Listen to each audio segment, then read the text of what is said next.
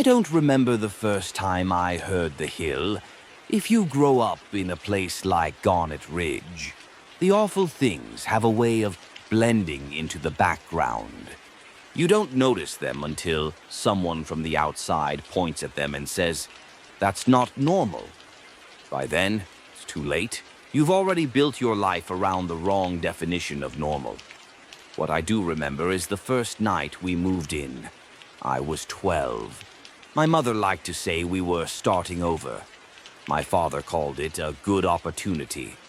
I just knew we were leaving behind the only home I'd ever known because my dad got a job in a town I'd never heard of.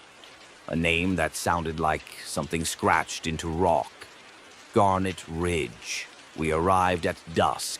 The town looked like it had been carved out of the side of the mountain and then abandoned halfway through. Narrow streets, low, tired houses, a strip of stores with faded signs and dusty windows. It was one of those places where every building looked older than the people inside it. And above everything else, looming over the back of the town like a giant, hunched shoulder, was the hill. Nobody gave me the hill's real name. They just called it the Ridge or the Hill and changed the subject. It was steep, covered in a dense tangle of pines and scrub that climbed almost straight up into the clouds. And there was something wrong about it. Even from the car, even through the windshield, I felt it. A kind of pressure behind the eyes, like the air got heavier the closer we drove to it. Our new house sat on a dead-end street not far from that wooded slope.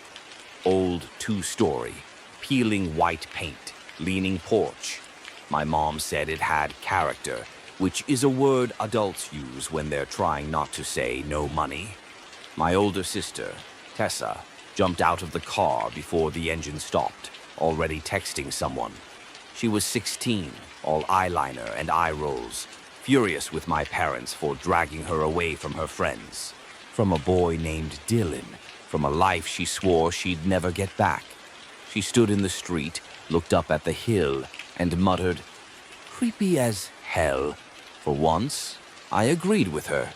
We spent the rest of that evening hauling boxes, arguing about where the couch should go, discovering which light switches didn't do anything, and pretending the house didn't smell like dust and strangers' lives.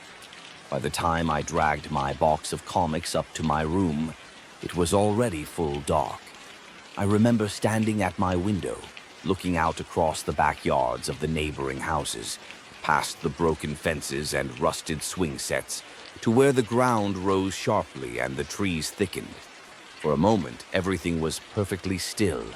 No crickets, no wind, no cars on the road, just silence. Then I heard it, a low, grinding sound rolling down from the hill. It was like someone had taken a handful of rocks and dumped them into a metal barrel, then kicked it downhill. A rough, mechanical roar that started somewhere deep in the slope and crawled down through the trees, vibrating through the glass. I froze.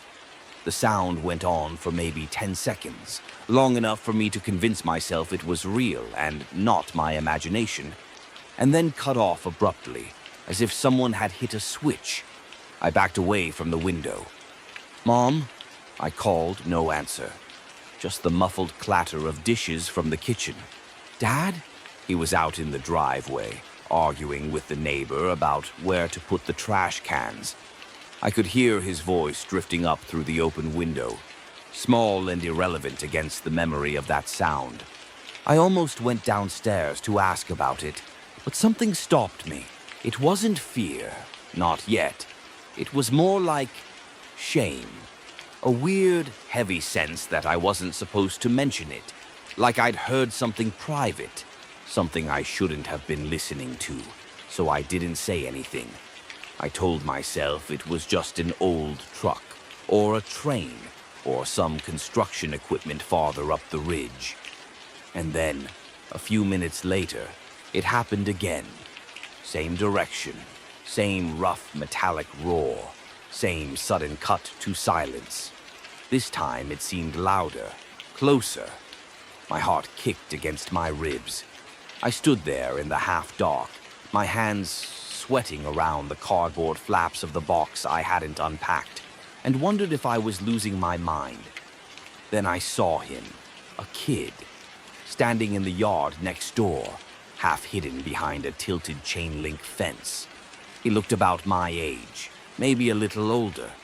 Dark hair sticking up in all directions, hands shoved into the pockets of a hoodie 2 sizes too big. He was staring at the hill, too. Our eyes met through the fence and the falling dark. He didn't wave. He didn't smile. He just lifted one hand slowly and placed a finger against his lips. "Don't say anything."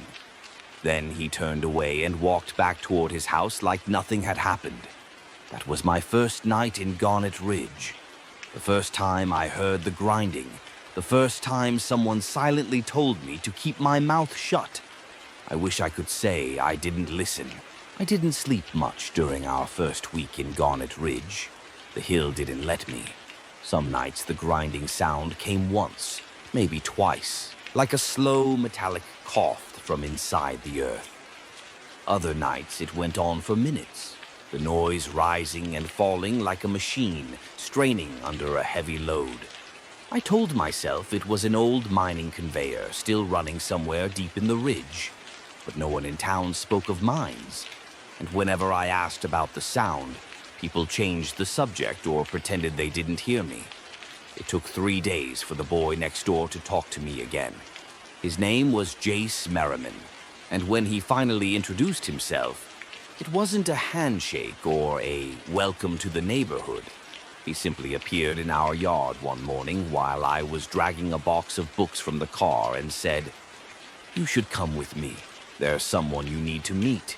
I followed him across 2 backyards, over a narrow creek, and up a small rise thick with dead leaves.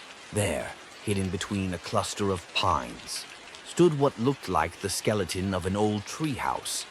Except it wasn't a house. Not exactly. It was a platform wedged between 2 trees, maybe 10 feet above the ground, patched with mismatched boards of different ages and colors. A rope ladder dangled crookedly from the underside. Carved initials covered every surface, some fresh, some faded to near invisibility. And near the top of the ladder, someone had hammered a small metal sign into the wood. Rust covered half the letters, but I could still make them out. The watch post. Jace climbed first, not waiting to see if I'd follow. I hesitated. The boards looked like they could crumble under my weight, but eventually I grabbed the rope and pulled myself up. At the top were 2 more kids around my age. One was a girl with copper hair braided so tightly it looked painful. Freckles covered her cheeks, and her eyes were sharp, assessing. She sat cross-legged with a pocket knife in hand, carving her initials into the wood with calm precision. The other kid was shorter, with messy dark hair and a sweatshirt tied around his waist. He stared at me like I was an intruder, which I guess I was. Jace nodded toward them. "This is Bren," he said, pointing at the girl. "And that's Eli. They're part of the post." "The what?" I asked. They exchanged a glance. Eli spoke first. "The watch post. Kids who live on this side of town join it. It's tradition. It's protection," Bren corrected sharply, eyes still locked on the wood beneath her knife. I didn't understand. Protection from what? She finished carving and finally looked up at me. "You hear the hill yet?" I swallowed. "I thought I did." "You did," she said simply. Eli crawled forward and pointed down at the base of the platform. I leaned over and saw a board with dozens of names carved into it. Initials mostly, but some full names. Some were scratched violently, almost desperate. Some looked like they had been carved by trembling hands. "Everyone in town carves their name at the watch post," Eli explained. "If you don't, bad things happen." I forced out a laugh. "Like what?" Jace answered instead. "Kids go missing." I waited for someone to smile, to announce it was a joke. No one did. Bren flipped her knife closed and handed it to me. Your turn. My hands suddenly felt too big, too sweaty. This is stupid, I muttered, but no one reacted. Jace leaned in. Sam, just do it. So I knelt beside the board, picked a small empty section, and carved SW into the wood. My knife strokes were shaky, uneven. When I finished, the three of them inspected my work like judges at a competition. Good, Bren said. Now we can tell you the rules. Rules? There are 3, Eli replied, and you'd better remember them. Jace held up one finger. Rule 1, don't go near the ridge after sunset. Bren held up a second to Rule 2, don't talk about the grinding to adults, ever. Then Eli held up a third finger. Rule 3, if the hill screams, run. A cold breeze pushed through the treetops. The platform creaked beneath us. My mouth suddenly felt dry. What do you mean, scream? I asked. You haven't heard it, Bren said. Not the real one, at least. The grinding is just the hill waking up. But when it screams... She trailed off, eyes drifting toward the towering slope in the distance. It's different. How different? Jace exchanged a look with them before speaking. You'll know it when it happens. Silence settled over the watch post, heavy, collective, shared, as if all 3 of them were remembering something they wished they hadn't seen or heard. I looked out at the ridge, a massive wall of trees that swallowed half the sky. In the daylight, it looked less haunting, but no less oppressive. A place that didn't want you near it. I opened my mouth to ask more questions, but the platform shook as Bren stood. That's enough for today, she said. Sam needs time to get used to town. Used to what? I asked. She didn't answer. That afternoon, Jace walked me home. He didn't speak for most of the way, but when we reached the edge of my yard, he stopped. I'm serious, Sam. Stay away from the ridge after dark. Why? What's up there? He hesitated. Finally, he said, there are paths going into the trees. You'll see them if you look. They're not on maps, but people use them. Who? Not people you want to meet. Before I could ask again, he shoved his hands in his pockets and walked off. That night, Pure, my sister Tessa cornered me while I was brushing my teeth. So, she said, leaning on the door frame, make any friends today? Sort of. She arched an eyebrow. Sort of? That's not like you, I shrugged. How was your first week? She pressed. I wanted to tell her about the watch post, about the rules, about the hill, about the grinding noise that shook my window, but Rule 2 echoed behind my teeth. Don't talk about the grinding to adults, ever. Tessa, I said finally, does the hill ever make noises? She froze. Her expression changed so subtly, a tiny widening of the eyes, a twitch of the lips, that most people would have missed it. But I didn't. Don't think about it, she said quickly, too quickly. So you have heard it. She stepped closer and lowered her voice. Sam, the people here, they don't like questions. But what is it? She glanced toward the window, toward the dark silhouette of the ridge.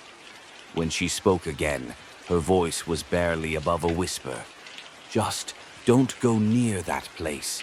Promise me. But why? Promise. I did. She left without another word. That was the first time I realized something about Garnet Ridge. Kids weren't the only ones afraid of the hill. My sister disappeared on a Friday. If I'd known that morning would be the last time I ever saw her as the girl she was, I might have paid more attention. But when you're 12, you never expect endings. You don't recognize the moments before they're gone. Tessa left for school wearing one of her oversized hoodies. earbuds in, humming something I didn't recognize. She ruffled my hair on her way out the door, the same irritated but affectionate gesture she'd used my entire life, and said, "Stop being weird, Sam." That was it. That was the last normal thing. The party. By evening, the whole town seemed to buzz with an energy I couldn't name. Maybe tension, maybe anticipation, maybe something worse. Teenagers drifted down our street in groups of 3 or 4, heading toward the old lake clearing behind the abandoned woodworking shop. I'd seen the place earlier that week. Just a muddy patch of ground with a few broken beer bottles and a fire pit lined with stones. Not exactly a hot spot, but it was the closest thing Garnet Ridge had to a social scene. Tessa stood in the living room adjusting her eyeliner in the reflection of the blackened TV screen. She wasn't dressed up.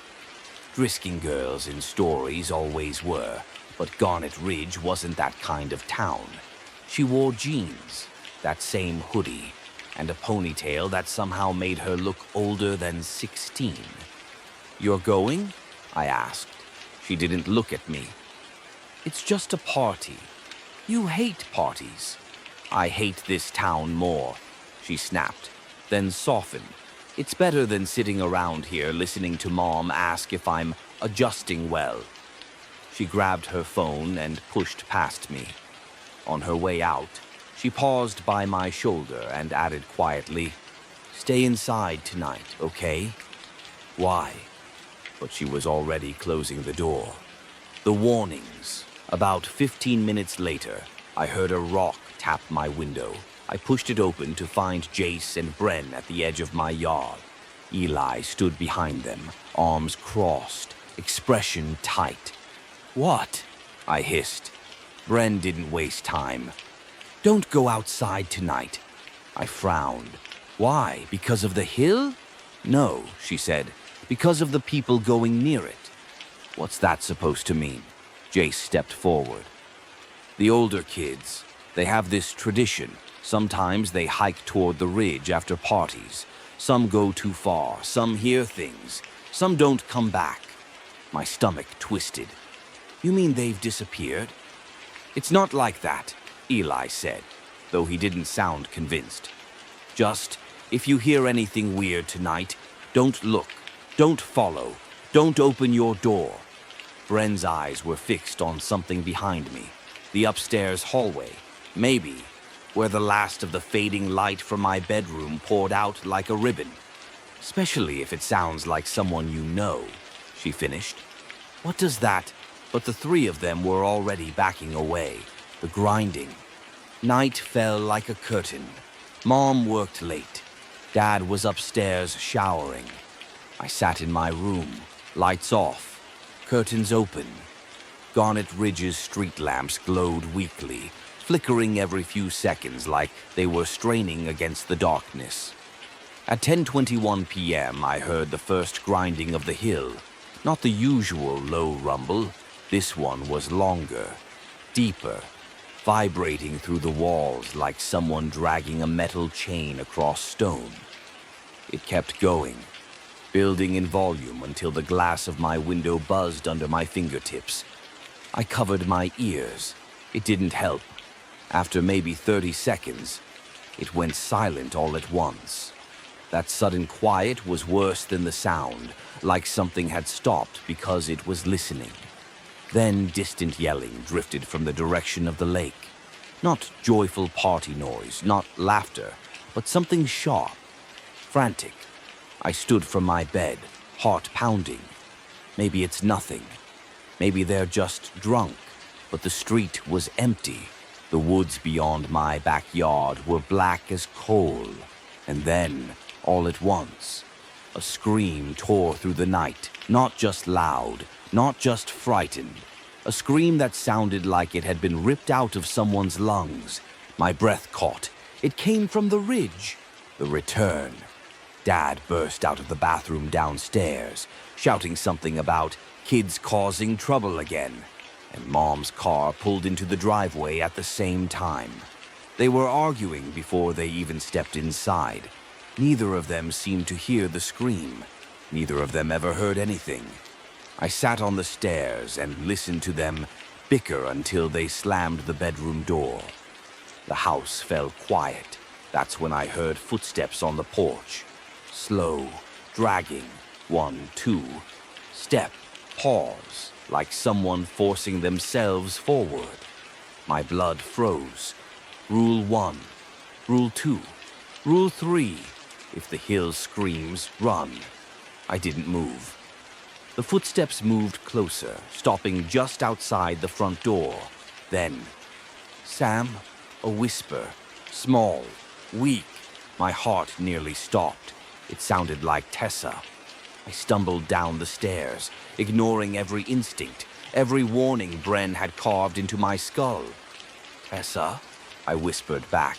The doorknob rattled gently, once, twice. Sam, open the door, the voice said.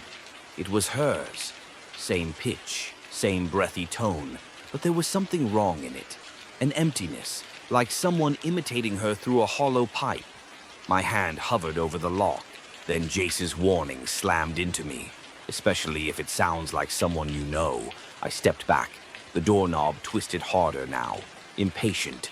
Sam, please. I squeezed my eyes shut. Where's Mom? I whispered. Silence. Then, please. The voice cracked into a whimper that didn't sound human. Footsteps retreated slowly, down the steps, onto the yard, toward the edge of the trees. I stayed frozen until the grinding began again. Short, sharp bursts, and then stopped just as suddenly as before. The house returned to suffocating stillness. The news. Tessa never came home. Police searched the woods, the lake, the old mill, the quarry road. They questioned teenagers, neighbors, teachers. Every answer was the same. No one saw her leave the party. She must have run off.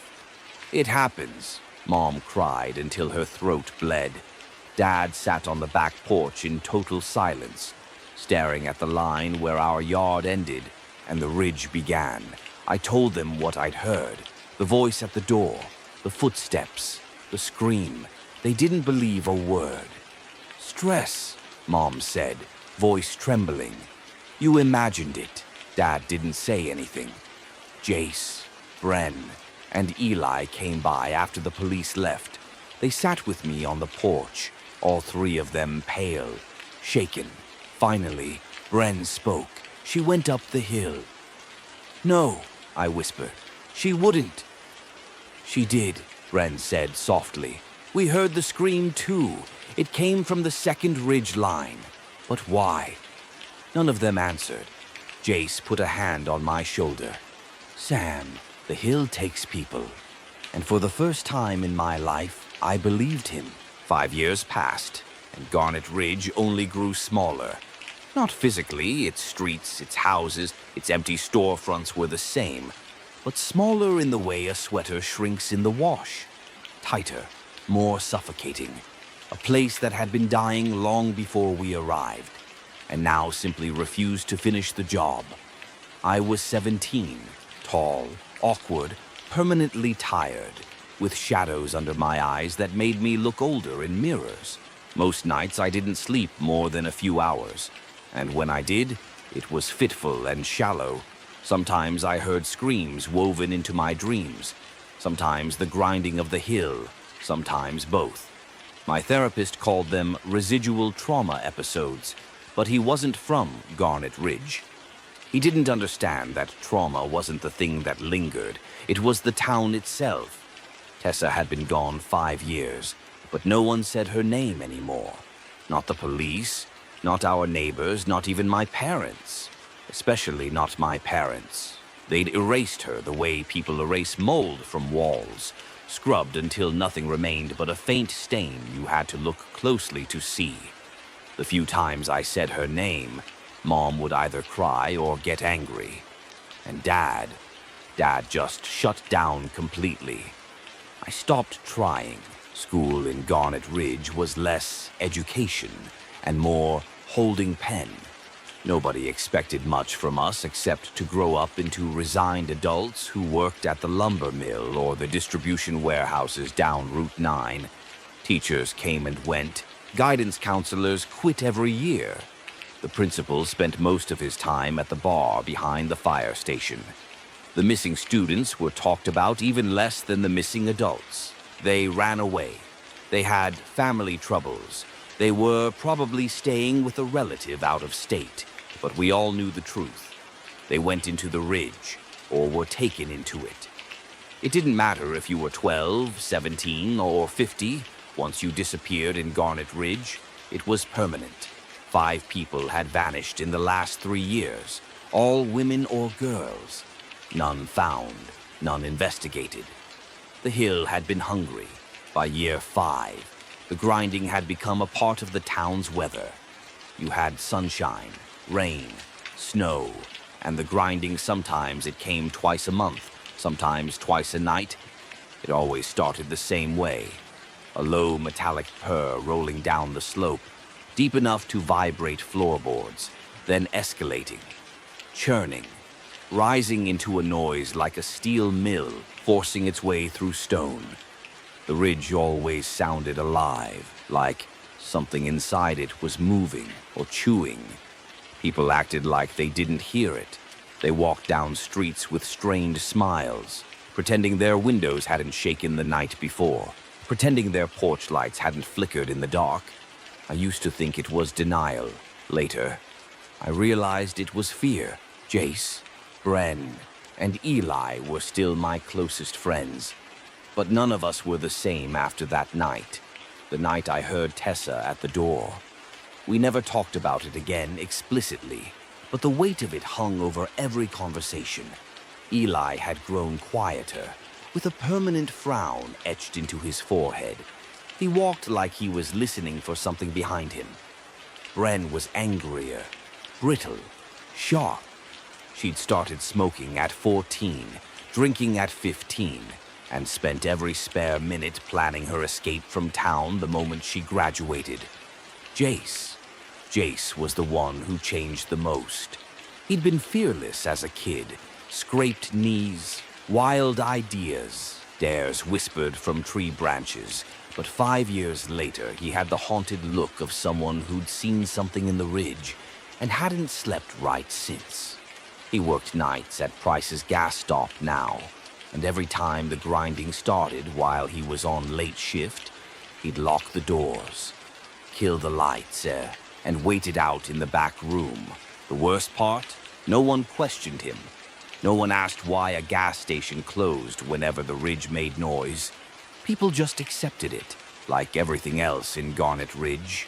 The moment things started unraveling again, the moment the hill began pulling at my life for a second time, was the day Mara Feldon disappeared. She sat behind me in English, soft-spoken, always scribbling poems in the margins of her notebook. Her hair was long and white blonde, but not dyed. It was natural, almost glowing. The kind of hair people commented on. The day before she vanished, she tapped my shoulder and said, "Do you hear it too?" I froze. Hear what? She tilted her head toward the ridge outside the window. The whirring, the breathing. I didn't answer. I didn't have to. She gave a sad, almost resigned smile. I thought so. The next morning, her desk was empty. Her parents posted flyers for 2 days before giving up. The sheriff blamed runaway behavior. The same script. Different girl, same hill. One night, 3 days after Mara vanished, the grinding woke me with a violent jolt. Not the usual rolling rumble. This time it sounded frantic, irregular, like something was jammed in the machine. I sat up in bed, and that's when I noticed the light flickering outside my window. Not lightning, not a car, a flashlight. Someone was standing behind the fence in the yard. I crept to the window. Jace, he motioned urgently. A silent, "Get outside, now." I threw on a hoodie and slipped downstairs, careful to avoid the creaky third step. Dad was in the living room, knocked out in front of the TV. Mom had taken to sleeping in the guest room long ago. I eased the door open and stepped outside. Jace stood in the middle of the yard, pale in the moonlight. "We need to go to the watch post," he said.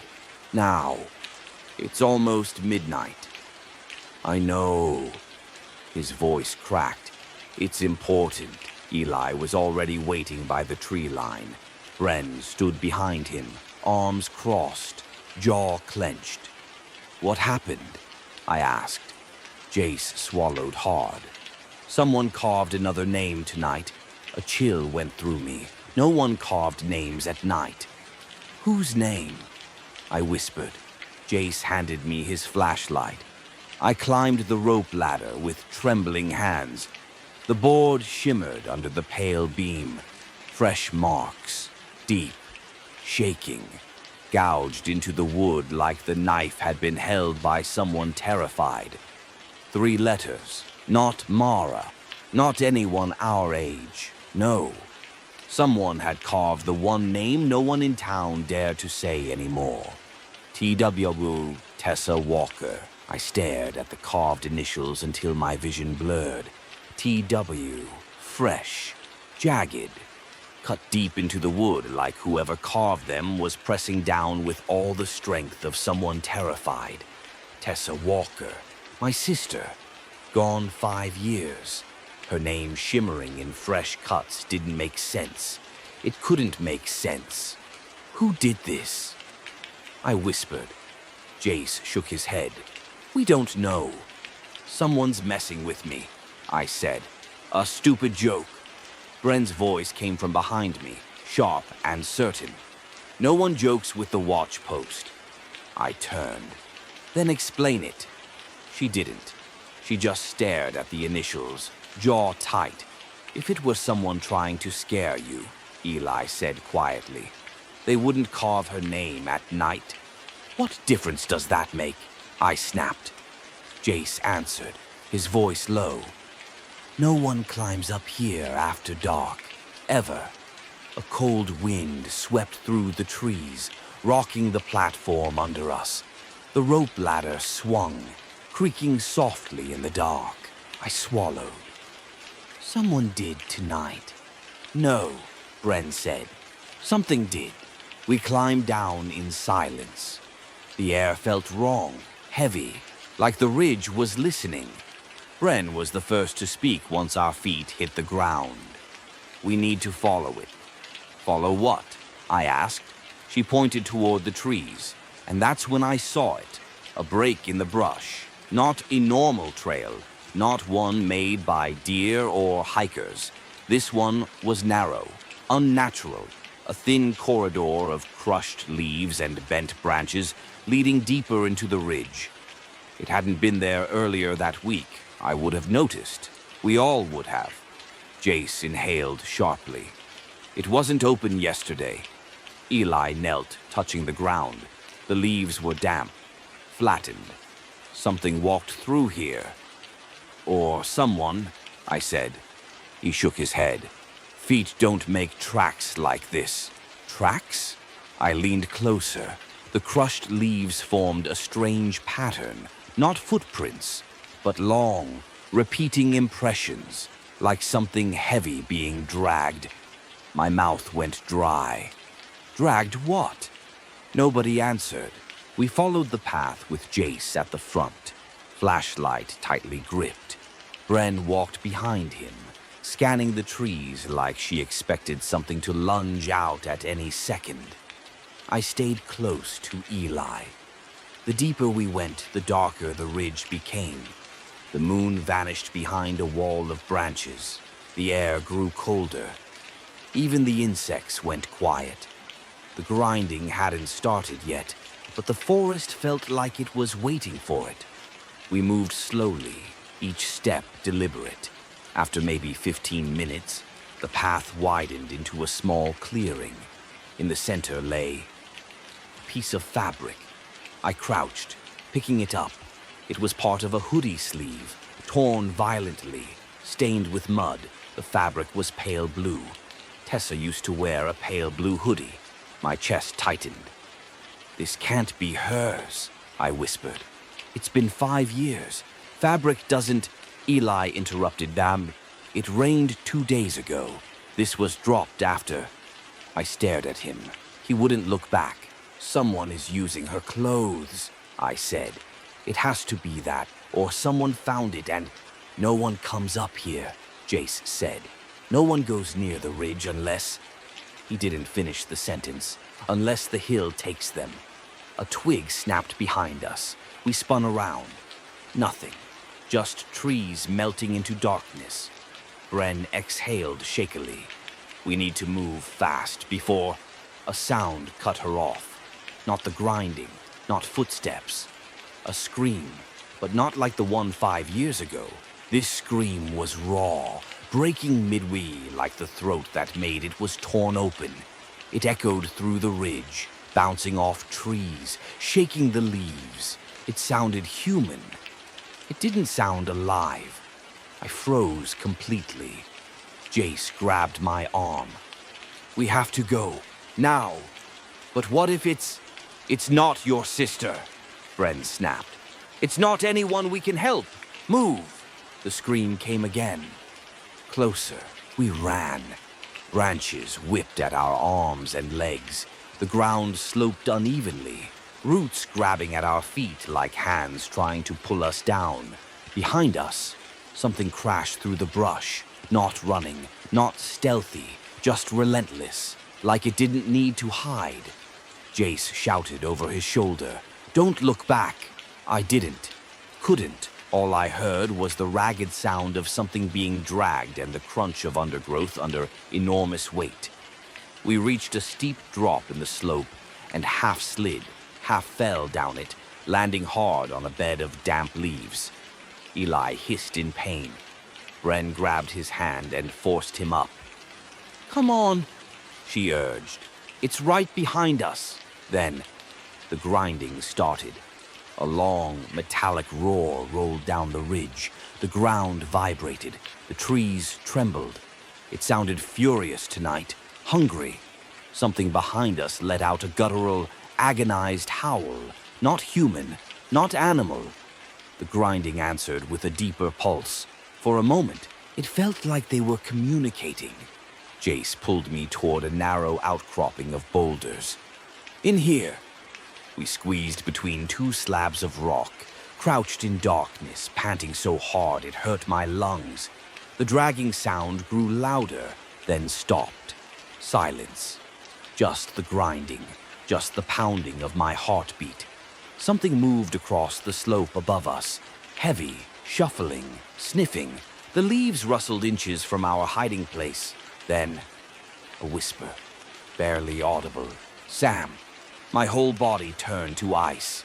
Jace grabbed my wrist and squeezed so hard, his nails broke the skin. The voice came again. "Help me." It sounded like Tessa, exactly like Tessa. The same tone, the same weakness, the same cracked whisper I'd heard at the door 5 years earlier. "Don't listen," Bren breathed, shaking. The ridge shimmered with faint moonlight. Silhouettes shifting between trees like something moving just outside our vision. The voice spoke a third time. "Sam, please."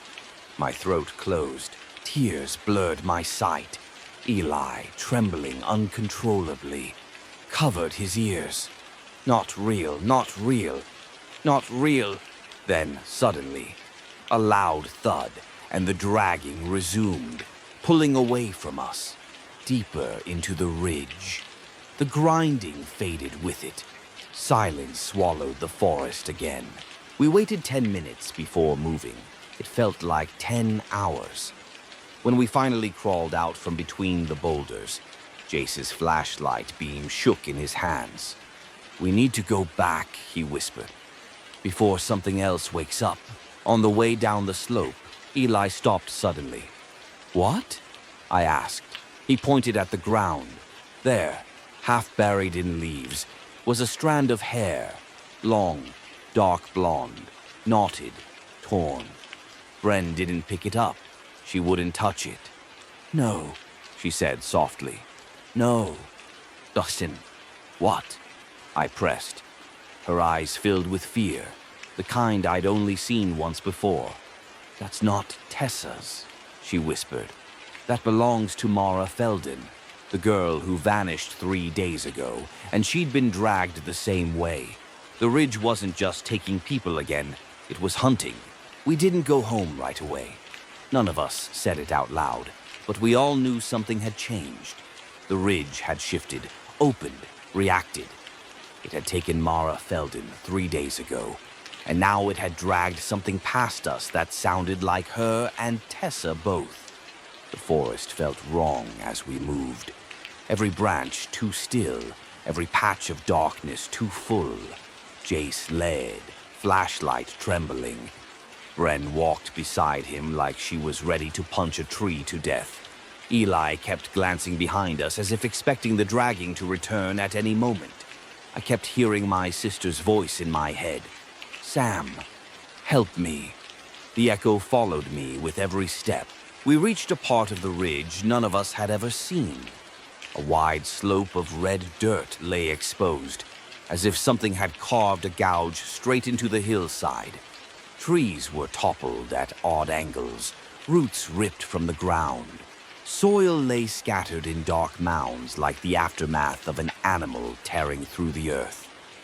Eli froze. "This wasn't here last month." Bren frowned. "This wasn't here 2 days ago." We approached slowly. The closer we got, the more the air smelled wrong, like hot metal and wet stone. The scent of earth freshly torn open. I knelt and touched the dirt. Warm. Not warm like sunlight had hit it, warm like something underneath was generating heat. Jace swallowed. "Sam, look at this." He pointed to deep grooves cut into the slope. Parallel tracks gouged almost a foot into the soil. Whatever made them wasn't human or animal.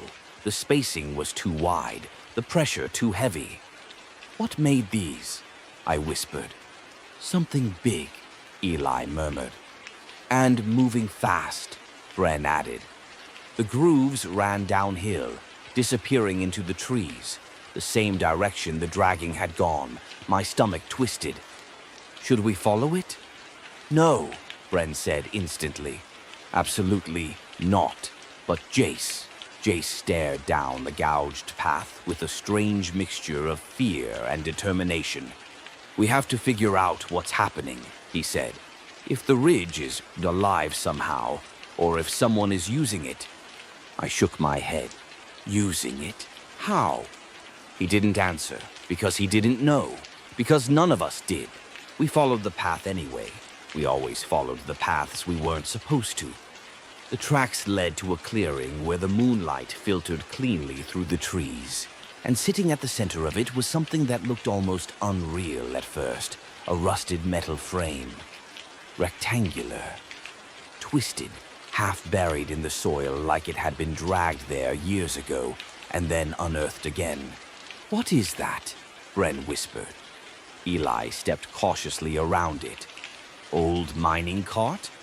"Too big," Jace said. "Rail frame." "No rails," Bren snapped. I moved closer. The metal was buckled inward like something enormous had crushed it. The edges looked melted, warped by extreme heat.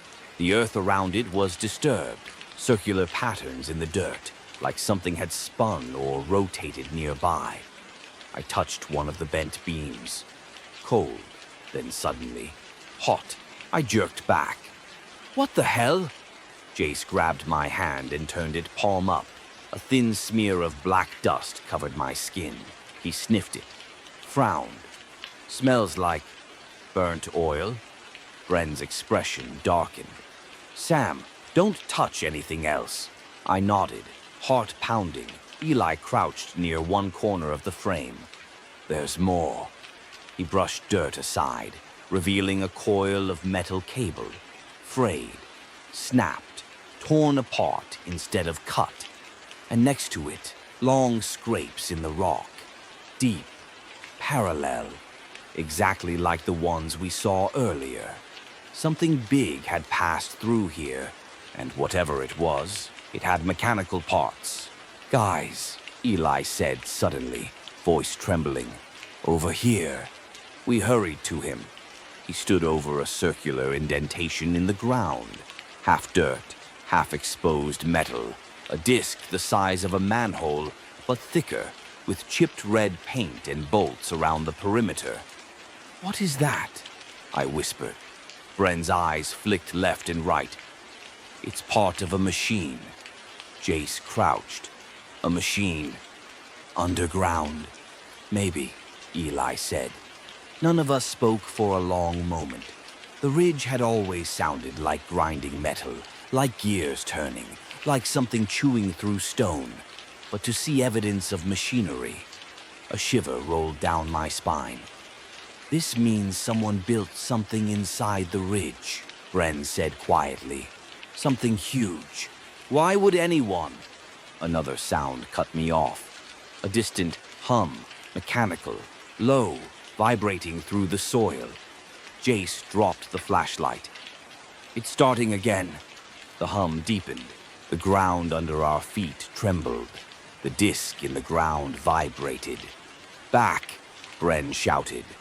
We stumbled away just as the metal disc began to rotate, slowly at first, then faster, grinding against the stone with an ear-splitting screech. The same screech we'd heard at night, the same grinding that had haunted the town for decades. It was coming from this, from here, from inside the ridge. The rotation stopped abruptly with a final metallic slam. Silence. Then, fought tin knock. From underneath the disc, knock. Then again, knock, knock, knock. A rhythm. 3 taps. Pause. 3 taps again. Jace's face drained of color. "Someone's down there." "No," Bren said, shaking her head. "No, no, no, that's not—" The knocking continued, growing louder. Desperate. Panicked. My breath caught in my throat. "Sam," Eli whispered. I turned. He was pointing at something in the dirt beside the disc. A footprint. Small. Bare. Fresh. Next to it, a smear of blood, and embedded partly in the soil, glinting under the moonlight, was a small bracelet. Blue plastic. Cheap. Childlike. I picked it up. I knew it instantly. Mara Felden wore it every day in English class. "We need to call someone," I said. "The sheriff?" "No," Bren snapped so sharply I flinched. "No one can know we were here." "She's alive," I insisted. "She's under there." Jace grabbed my arm. "Sam, listen to me." He pointed at the disc. "Whatever's beneath that, whatever took her, it has been here longer than we've been alive." The knocking got louder. Knock, knock, knock. Desperation. "Jace, if we tell the sheriff," he said, voice trembling, "they'll cover it up, or worse, they'll come after us." He wasn't wrong, not in Garnet Ridge. Eli wiped sweat from his brow. "We need a plan, not panic." Bren looked at each of us, then at the bracelet in my hand. "We're going to come back," she said. "Not tonight, but soon. We're going to figure out how to get that thing open, how to get inside." "How?" I whispered. She stared down at the ground as the final knock echoed through the clearing. "We're going to descend," she said, "and we're going to find out what the hill has been hiding. 5 years is a long time to pretend you're not afraid. Long enough for kids to grow into teenagers. Long enough for houses to rot in the summer humidity. Long enough for a town to convince itself that nothing ever happened, but not long enough to forget the ridge. Never long enough for that. By the time I turned 20, Garnet Ridge felt like a place permanently in the middle of a funeral. The businesses on Main Street closed one after another. First the bakery, then the barber shop, then the feed store. Houses went dark and stayed dark.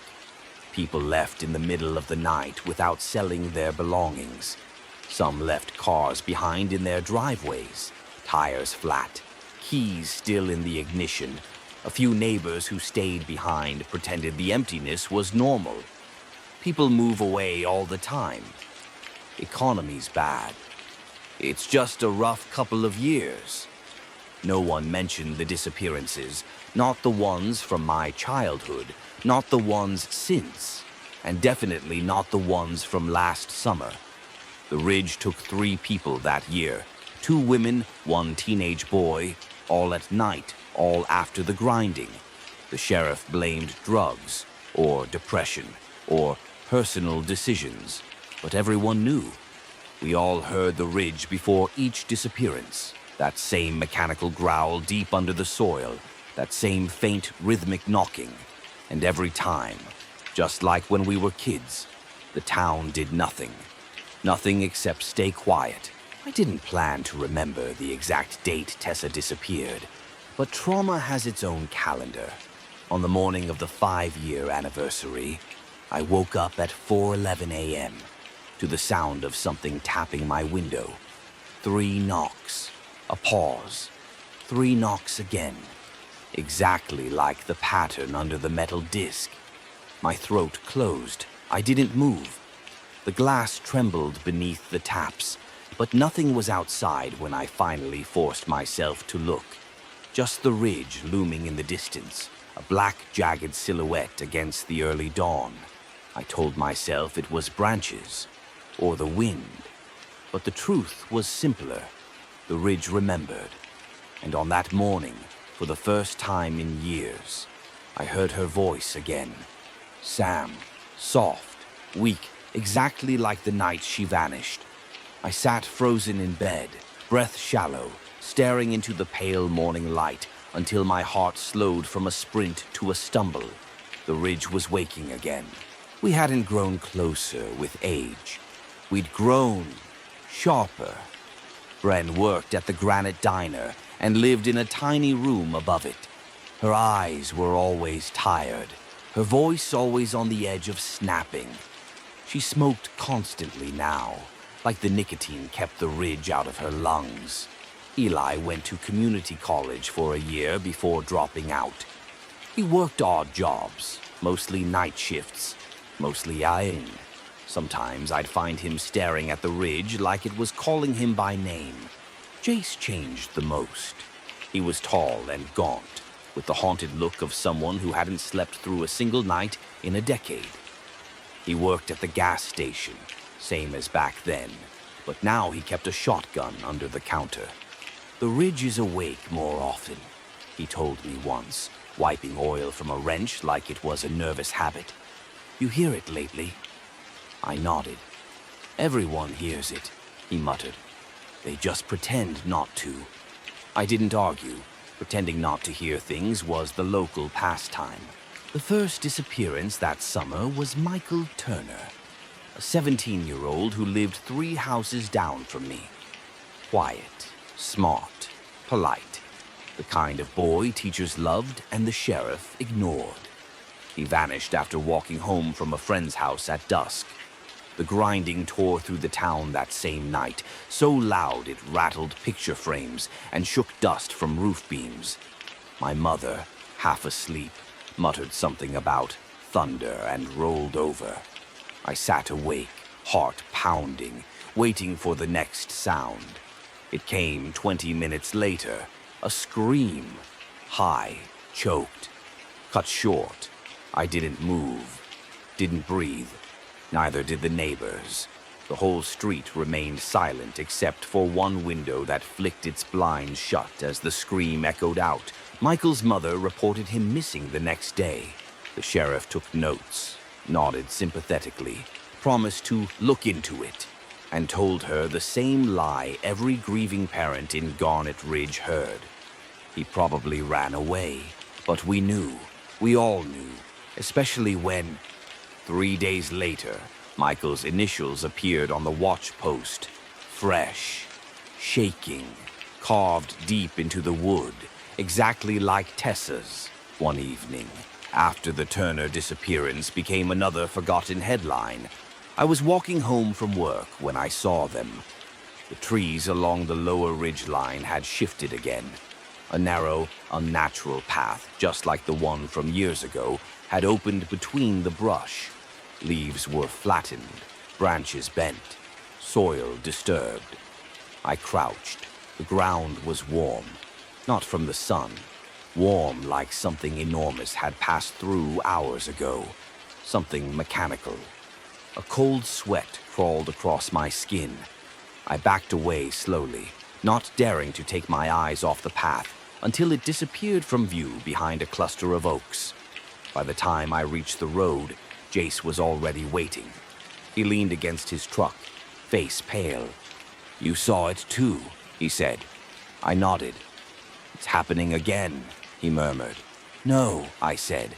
"It never stopped." That night, around 11:40 p.m., I heard it. 3 knocks. A pause. 3 knocks again. This time, not on my window, on my front door. I froze. The ridge was silent. The town was dead. Even the insects seemed to hold their breath. Then a voice came through the wood. "Sam, open the door." Tessa's voice. Not older, not changed, not grown like a woman who'd been gone 5 years. No, it was her 16-year-old voice, exactly as I remembered it, exactly as it echoed in my nightmares. I stood in the dark hallway, staring at the door handle, shaking. Behind me, the house groaned with the subtle shift of temperature, the kind that always preceded the grinding. Her voice came again. "Sam, please." I stepped back, 1 step, then another, because Bren had warned me years ago. If you hear a voice that sounds like someone you love, don't answer. It's not them. The ridge growled softly in the distance. Something outside the door dragged across the porch. Slow, heavy, metal grinding against wood. I held my breath until the dragging faded, and the ridge fell silent once more. By the next morning, everyone knew Michael Turner was gone for good. His mother sat on her porch, eyes blank. The sheriff drove by without stopping. The neighbors pretended nothing was happening, and from across the street, Jace watched me with a hollow expression. "The ridge wants more," he said. I didn't ask how he knew. I did too. In the days after Michael Turner vanished, something changed in me. Not a sudden change, a slow one. Quiet, like rot creeping under floorboards. I stopped sleeping again, stopped eating properly, stopped pretending I was fine. Every night, the same thing happened. Around midnight, just after the last car passed on Garnet Road, the air grew still. The ridge darkened like a shadow swallowing another shadow. Then the voices began. Whispers, soft, layered, distant, like they'd traveled miles underground. Most nights, I couldn't understand the words, just the cadence, like dozens of people murmuring all at once beneath layers of dirt. But some nights I heard my name, Sam, drawn out, breathy, dragging through the silence like someone clawing their way up through gravel. I held still under my blankets, gripping my pillow so hard my knuckles ached. It's just trauma, I told myself, just the mind replaying old fears. But on the 4th night, something new happened. The whisper wasn't outside. It wasn't beneath the ground. It was behind me, right behind me, like someone was standing by the head of my bed. I froze, chest tight, unable to breathe. The whisper came again. This time, 2 voices in unison, not just Tessa's. Another voice layered beneath it. "Mara." Eli called me the next morning, voice trembling. "Sam, you need to come over." When I got to his house, he was standing on the porch holding an envelope, yellow paper, same as the one we found in the maple tree 5 years ago. But this one was new, not stained, not weathered, not torn. clean, fresh. He handed it to me without a word. There was no return address. Inside was a single sheet of paper, 3 sentences scrawled in messy handwriting. She is not dead. They keep her where the ground breathes. You can still save her. My heart slammed against my ribs. Eli, who sent this? He shook his head violently. It was stuck under my windshield wiper when I left work last night. Did anyone see you? No. Was anyone near your car? No. Something about his voice, the fear in it, made me realize how deep we were sinking into this. Do you think it's real? He asked. I wanted to say no. Wanted to say it was a cruel joke, but I kept thinking about the knocking under the metal disc, the warm ground, the tracks carved into the soil, and the voice at my door. Yes, I whispered. I think it's real. Bren found her own clue 2 days later. She shoved a folder into my hands as soon as I stepped into the diner. Look at this, she hissed. Inside were dozens of sketches, messy pencil drawings on ripped notebook paper.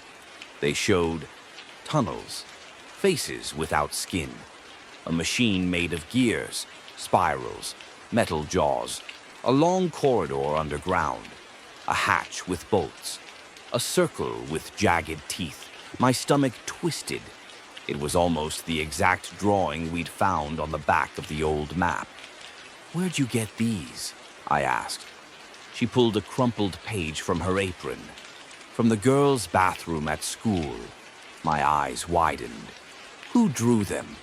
Bren's voice dropped. That's the part that scared me, Sam. She pointed to a name scribbled in the corner of the last drawing.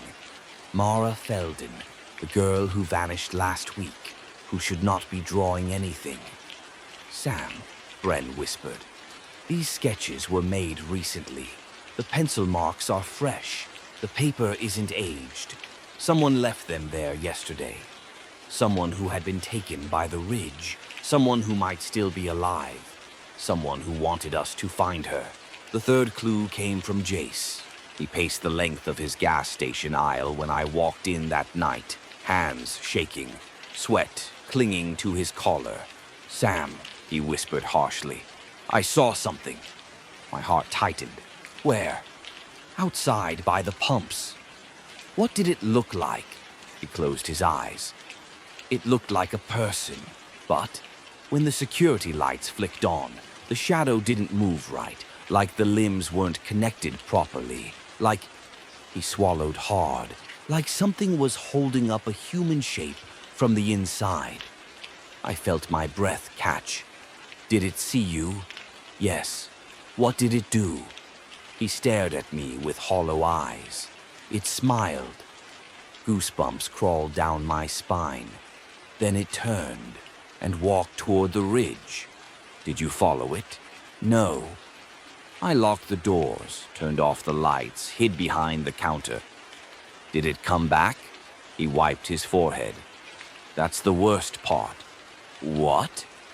It knocked on the station window 3 times, paused 3 times again. My blood froze. The same knocking pattern from the hatch, the same pattern from my window, the same pattern from my door. What did you do? I whispered. I didn't move. I didn't breathe. And eventually, it left. He leaned in close. But Sam, right before it turned away, he swallowed. It said your name. That night, alone in my room, I couldn't stop thinking about the clues. The envelope, the drawings, the shadow, the knocking, all pointing back to the ridge. I sat on my bed, trying to convince myself none of it was real. Then the whisper came again. This time, not a voice. A scratch, like nails dragging lightly against the underside of the floorboards. I jumped off the bed. The scratching stopped. Silence stretched across the room, thin as wire. Then, a faint voice rose from underneath the floor. Sam. I stumbled backward. No, no, no. The whisper grew louder. Sam, please. I covered my ears. It didn't help. It was coming from the wood, from the foundation, from the dirt below the house, and underneath the whisper now, there was breathing. Slow, wheezing, deep in the earth. I pressed my back against the wall, shaking violently. And then it spoke a second time. Not Tessa, not Mara. A voice I didn't recognize. Low, wet, dragged through gravel. Let us out! I bolted out of the house in pure terror. I don't remember leaving the house. One moment I was pressed against my bedroom wall, shaking, listening to that voice whisper up from beneath the floorboards. The next, I was standing barefoot in the middle of Garnet Road, my breath fogging the night air, heart hammering like it wanted out of my chest. The entire neighborhood was dark. No porch lights, no passing cars, no dogs barking, just silence. And the ridge, always the ridge.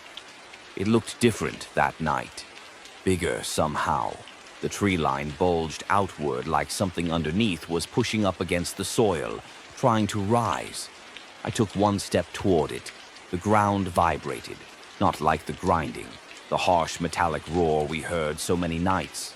No, this was softer, slower, almost rhythmic, like breathing. I froze. The ridge inhaled. The leaves shook as if sucked inward. The branches bowed. The trunks creaked. Then it exhaled. The air rolled past me in a warm, sickening gust that carried the scent of rust and damp stone. My knees almost buckled. Something living was beneath that hill. Something too big to imagine. Headlights swept across the road, blinding me. I flinched as a truck screeched to a stop. Jace jumped out before the engine even died. "Sam!" he shouted. "What are you doing out here?" I couldn't speak at first. I just pointed at the ridge. He followed my gaze and stopped cold. "Jesus," he breathed. "It's moving." The ridge inhaled again. We heard the deep rumble of dirt shifting far below the roots. Jace grabbed my arm, his fingers digging into my skin. "We have to get Bren and Eli, now." The Granite Diner had closed hours ago, but Bren was sitting alone inside, lights off, head in her hands. She looked up when we burst through the door. "You felt it too," she said. It wasn't a question. She grabbed her jacket and keys without hesitation. No time to waste. Eli texted me 20 minutes ago. He heard knocking in his basement. "Basement?" Jace hissed. "Not floorboards?" "No," she said. "Under the concrete." A chill crawled up my neck. "What did it say?" I whispered. Her face paled. He didn't say. That told me everything I needed to know. We ran back to the truck. Eli met us on the porch, shaking so badly Bren had to steady him. "It's under the house," he gasped. "Something's under the house." "Did it talk?" Jace asked. Eli nodded, slow, mechanical, in a hollow voice. He whispered the words, "Let us up." I felt my stomach twist. Same voice as mine, same rhythm, same gravelly undertone. "Pack whatever you need," Bren ordered. "We're going to the ridge." "Now?" Eli stammered. "At night?" Jace answered for her. "It's awake now. If we wait until morning, the paths will close." Eli swallowed hard, then nodded. We piled into the truck. No one spoke. The ridge loomed larger with every mile. When we reached the lower tree line, the path had grown. No longer a narrow corridor of crushed leaves, a full opening, wide enough for a vehicle. The trees bent outward unnaturally, branches curved like ribs of a massive creature opening its chest. I stepped out of the truck and felt the ground trembling beneath my feet, not shaking, breathing, as if the ridge wasn't just alive, but waking up. "We shouldn't be here," Eli whispered. Bren ignored him. She took the flashlight and strode ahead. No turning back now. Jace followed, Eli reluctantly after him. I came last, because something in my gut screamed that once I stepped onto that path, there would be no return. And I was right. Halfway up the slope, the grinding began. Not the usual metallic roar. This time it was deeper, slower, almost melodic, a machine working at half speed. Gears turning in the dark, steel scraping stone, heat pushing through layers of earth, and underneath it all, a second sound, a low, heavy thudding like footsteps. Far, deep, huge. Guys, I whispered. It's moving. Jace aimed the flashlight at the ground. The dirt pulsed gently, swelling upward with each thud. Like a heartbeat, he whispered. Heartbeat of what? Eli choked. No one answered. We reached a clearing near the upper ridgeline, where the moonlight bled across the rocks. And there, at the center, the ground bulged, like something underneath was trying to break through. Back up, Bren said. Now. We stepped away as the bulge grew, soil cracking, roots snapping. A metallic clang rang out from beneath, then another, then a third, perfectly in rhythm. Clang, clang, clang. Jace grabbed my arm. Sam, look! A sliver of metal pierced the earth, then another, and another. A ring, a circular edge, a gear as wide as a car, covered in dirt, rotating slowly, pushing upward through the soil. My mouth went dry. What is that? Eli whispered. Bren stepped forward, her voice hoarse. That's not a machine. She swallowed. That's part of a machine. The gear rose higher, shedding dirt like scales. Fresh, deep grooves scarred its surface, scratches from something trying to escape beneath, or something being pulled inside. The grinding roared to life again, so loud my vision shook, and then a scream from beneath the gear. Not animal, not human. Something between, followed by words. Sam, help, me.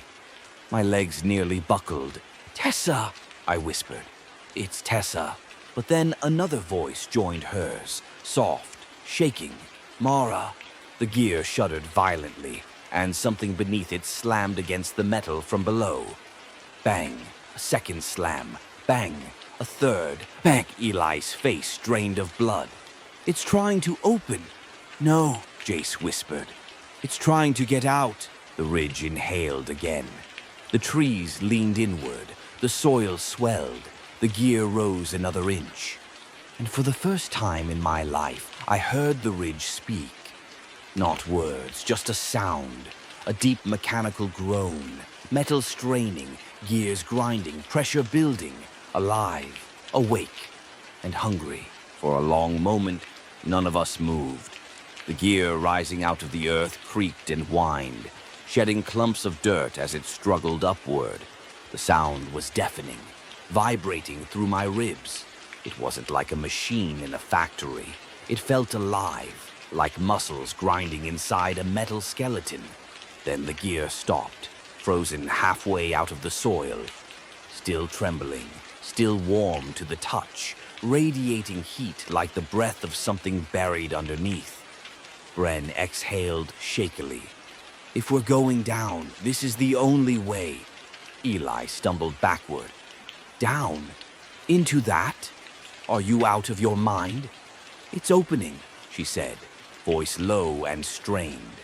The ridge is giving us a way in. Or a way to die, Eli shot back. Jace held up his lantern. Either way, well, we don't have a choice. He looked at me. I knew why. The voices. Tessa, Mara. Dozens more beneath the soil, all begging, all trapped, all waiting. My hands shook, but I nodded. We go. The path around the gear was a crater. Earth cracked outward like a wound. Beneath the gear's jagged teeth, a circular hatch glinted faintly, covered in grime and rust. A hatch. A man-made hatch. My breath hitched. Someone built this. Not someone, Bren corrected. A lot of someones. Eli stared at the metal with wide eyes. Why would anyone build a hatch under a mountain? Same reason you bury anything, Jace muttered. Because you don't want it found. He wedged the lantern between two rocks, angling it toward the hatch. Then he grabbed a crowbar and jammed it under the edge. Help me with this. I took the second crowbar, hands trembling as I forced the metal underneath. 1. The ground rumbled beneath us. 2. The air grew warm. 3. We pulled with everything we had. Metal screamed. Rust rained down. The hatch lifted half an inch, enough for a wave of hot air to blast our faces like a furnace opening. Eli gagged. God, that smell. It was humid, sour, a mix of rust, earth, and something else. Decay. Bren wrapped her fingers under the edge and pulled. The others followed. The hatch flipped open with a deafening clang, slamming against the dirt. A rush of air burst upward, like the ridge exhaling. A black pit yawned below. A metal ladder vanished into the darkness. Old, bent, worn down by years of use. A faint light flickered somewhere far beneath us, like a heartbeat. Eli whispered, barely audible. Someone's down there. I swallowed hard. Not just someone, I said. A lot of someones. Jace shone the lantern down the hole. The beam reached maybe 20 feet before darkness swallowed it whole. It's deeper than it looks, he said. How deep? Bren asked. He shook his head. Deep enough? Eli backed away. No, absolutely not. This is insane. We can't leave them, Bren snapped. You don't know who them is, Eli shouted. Those voices, Sam. You said yourself some of them didn't sound human. Oh, he wasn't wrong. Some nights the whispers had harmonized, multiple voices layered like broken chords. Some nights I heard wheezing, creaking, something like metal grinding against bone. But Tessa's voice had been there too. Clear, desperate, calling my name. I'm going down, I said. The words surprised even me. Jace nodded, resigned. Then I'm going too. Bren grabbed a rope coil. We all go. Eli's voice cracked. I can't. You don't have to climb, she said gently. Just help us set up the rope, please. His hands shook, but he stepped forward. Together, we tied the rope securely around a thick root cluster. Jace tested it with his full weight. It held. The ridge growled softly beneath our feet, not grounding, breathing, waiting. Jace went first. He swung his legs over the edge and lowered himself onto the ladder. It groaned under his weight. Careful, Bren whispered. Just follow my voice. I went second. The metal was warm, too warm, and the deeper I climbed, the more humid the air became, heavy, suffocating, carrying the thick smell of machinery and soil. 10 feet down, 20, 30. The hatch above shrank to a pale circle. Bren followed next, then Eli last. Though he trembled so badly, Bren had to talk him through every rung. Below us, a faint orange light throbbed faintly. A pulse, a heartbeat, the heart of something buried. My boot hit solid ground. Metal. A grated walkway stretched in both directions. Walls of rock rising around us like the inside of a sealed throat. Pipes lined the ceiling. Thick industrial pipes, some dripping condensation, others vibrating from the internal rush of fluid or air. Jace lifted the lantern. A tunnel extended forward, and at the far end, motion. Something slow, mechanical. A shadow moved across the walls, cast by a rotating light source down the corridor. We froze. "What is that?" Eli whispered, voice cracking. Jace steadied the lantern. The shadow grew larger, closer. A grinding sound echoed through the tunnel, metal scraping metal. Gears turning, chains rattling. Then we saw it. Not clearly, not its whole form, just a piece, a segment of something vast moving past an intersection in the tunnel ahead, like the flank of a metal beast. Steel plating, thick chains draped like muscles, a rotating gear larger than a truck tire. It passed slowly, deliberately, alive. The floor trembled as it moved. Then the shadow disappeared. Silence. Bren exhaled shakily.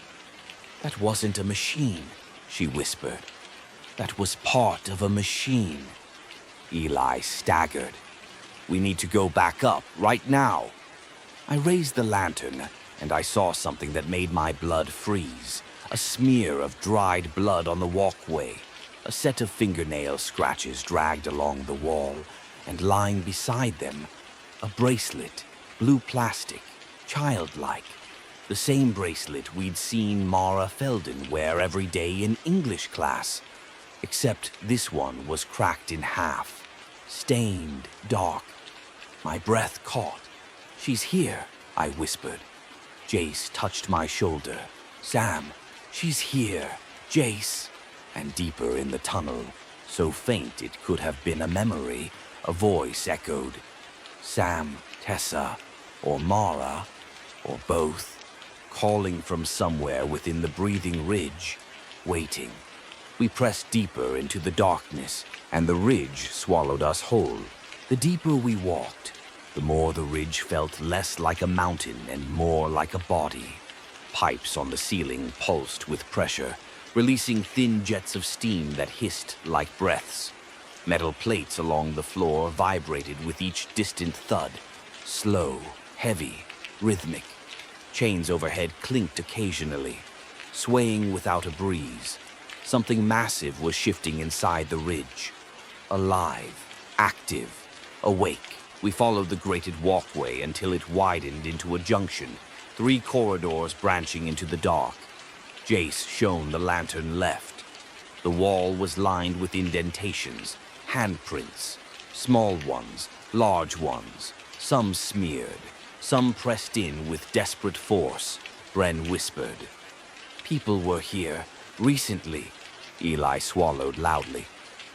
"Are they still here?" The ridge answered him. A scraping sound, metal on metal, echoed from somewhere inside the walls. Slow, deliberate, like someone dragging chains or tools through a narrow space. We pressed forward.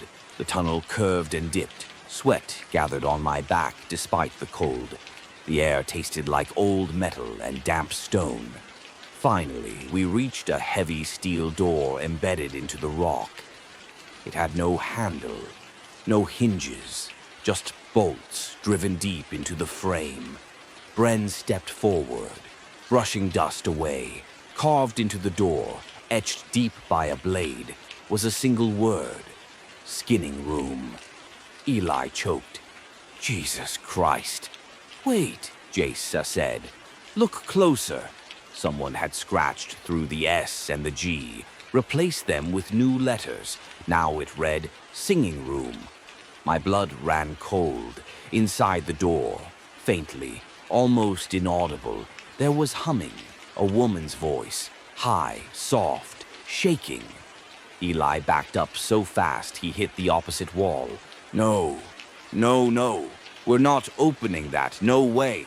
We're not leaving without checking," Bren said, and although her voice was steady, her hands trembled. I moved closer to the door. The humming stopped. Silence. Then, a whisper from the other side. "Help!" My heart lurched. "Mara?" A pause, then the whisper again, clearer. "Sam, Tessa, or something pretending to be Tessa." I reached toward the door and felt a warm vibration beneath my palm, like someone, or something, pressed their hand against the metal from the other side. "We'll come back," Jace said firmly, pulling me away. "We have to recon the rest first. We don't know where this tunnel leads or who else is alive." He was right. We forced ourselves to move on, but I kept looking back. The door seemed to breathe in and out, metal bowing ever so slightly, like whatever was inside was leaning on it. Listening, we followed the middle tunnel next. It was narrower, the ceiling lower. Strange symbols were painted along the walls, black, smeared, uneven. Some were circles with teeth. Some were lines that spiraled inward. Some looked like rib cages. Eli ran a finger over one. "This paint is sticky." "Don't touch anything," Bren snapped. "What if it means something?" Eli whispered.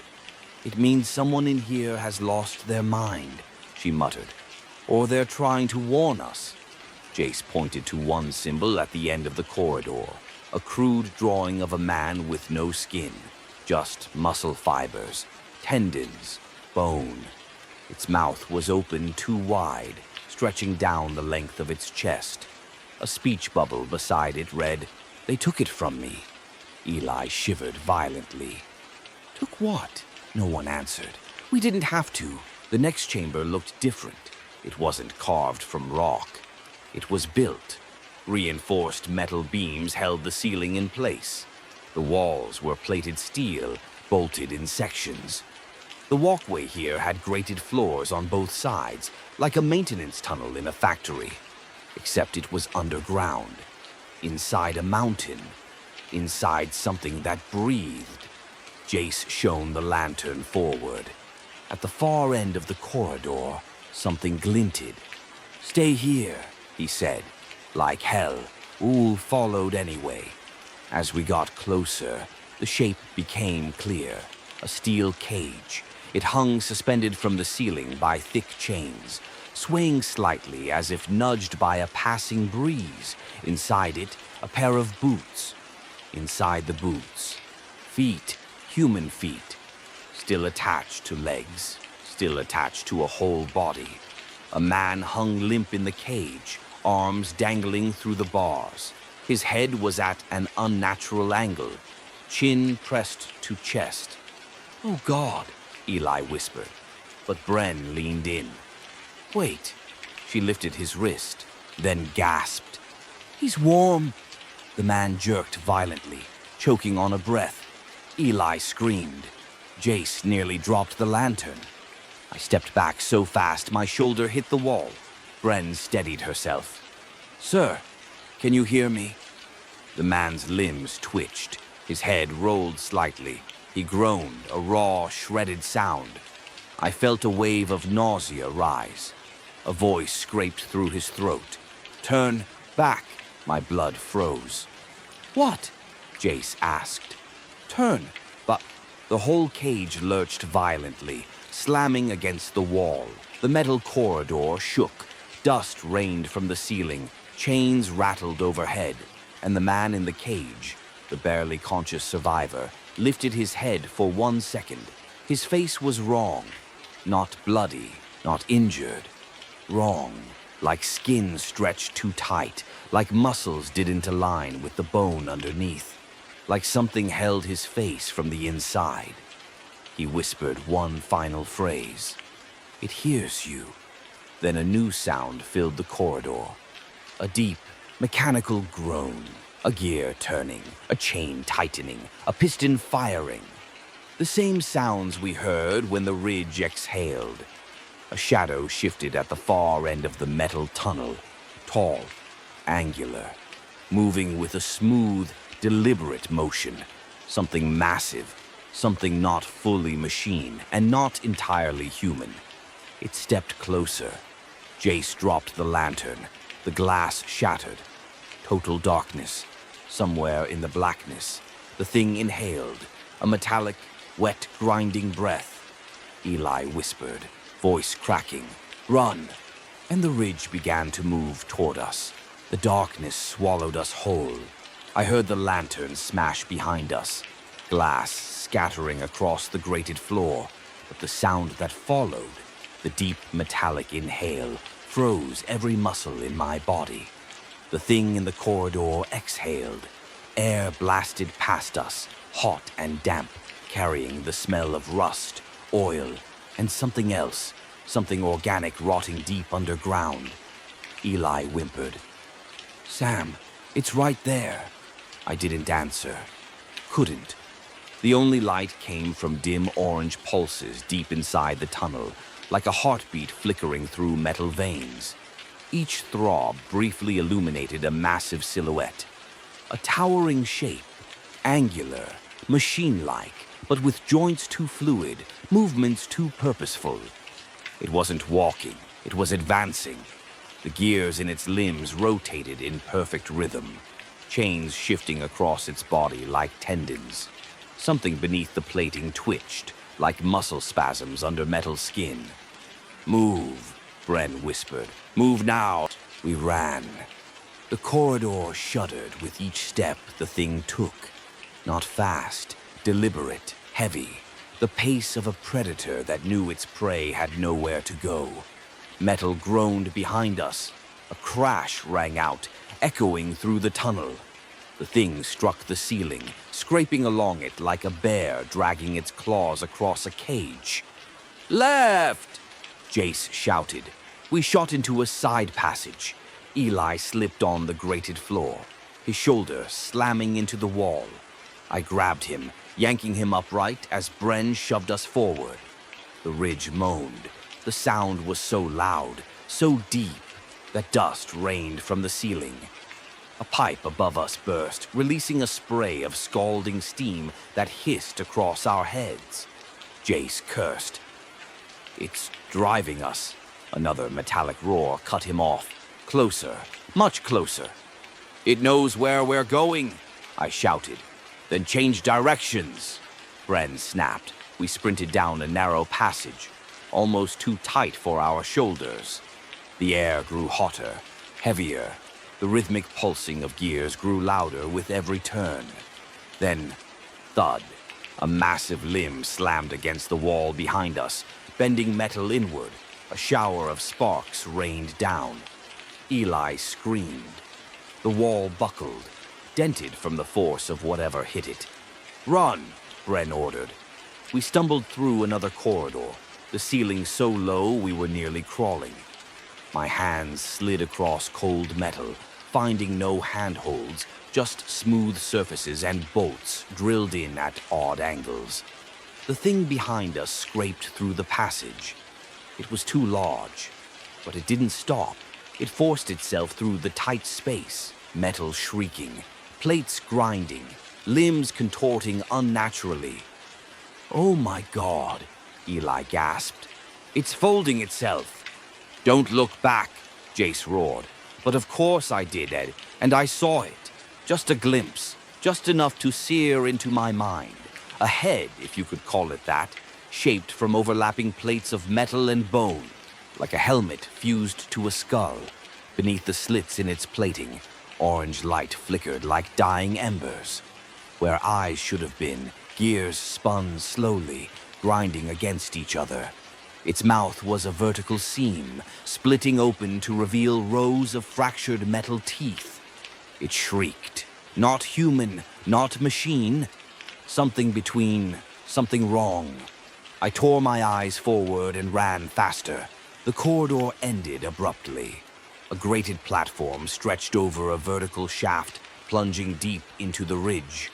Far below, faint lights flickered, small chambers, walkways, catwalks, a whole network. The ridge wasn't a machine. It was an underground installation, a labyrinth. "Jace!"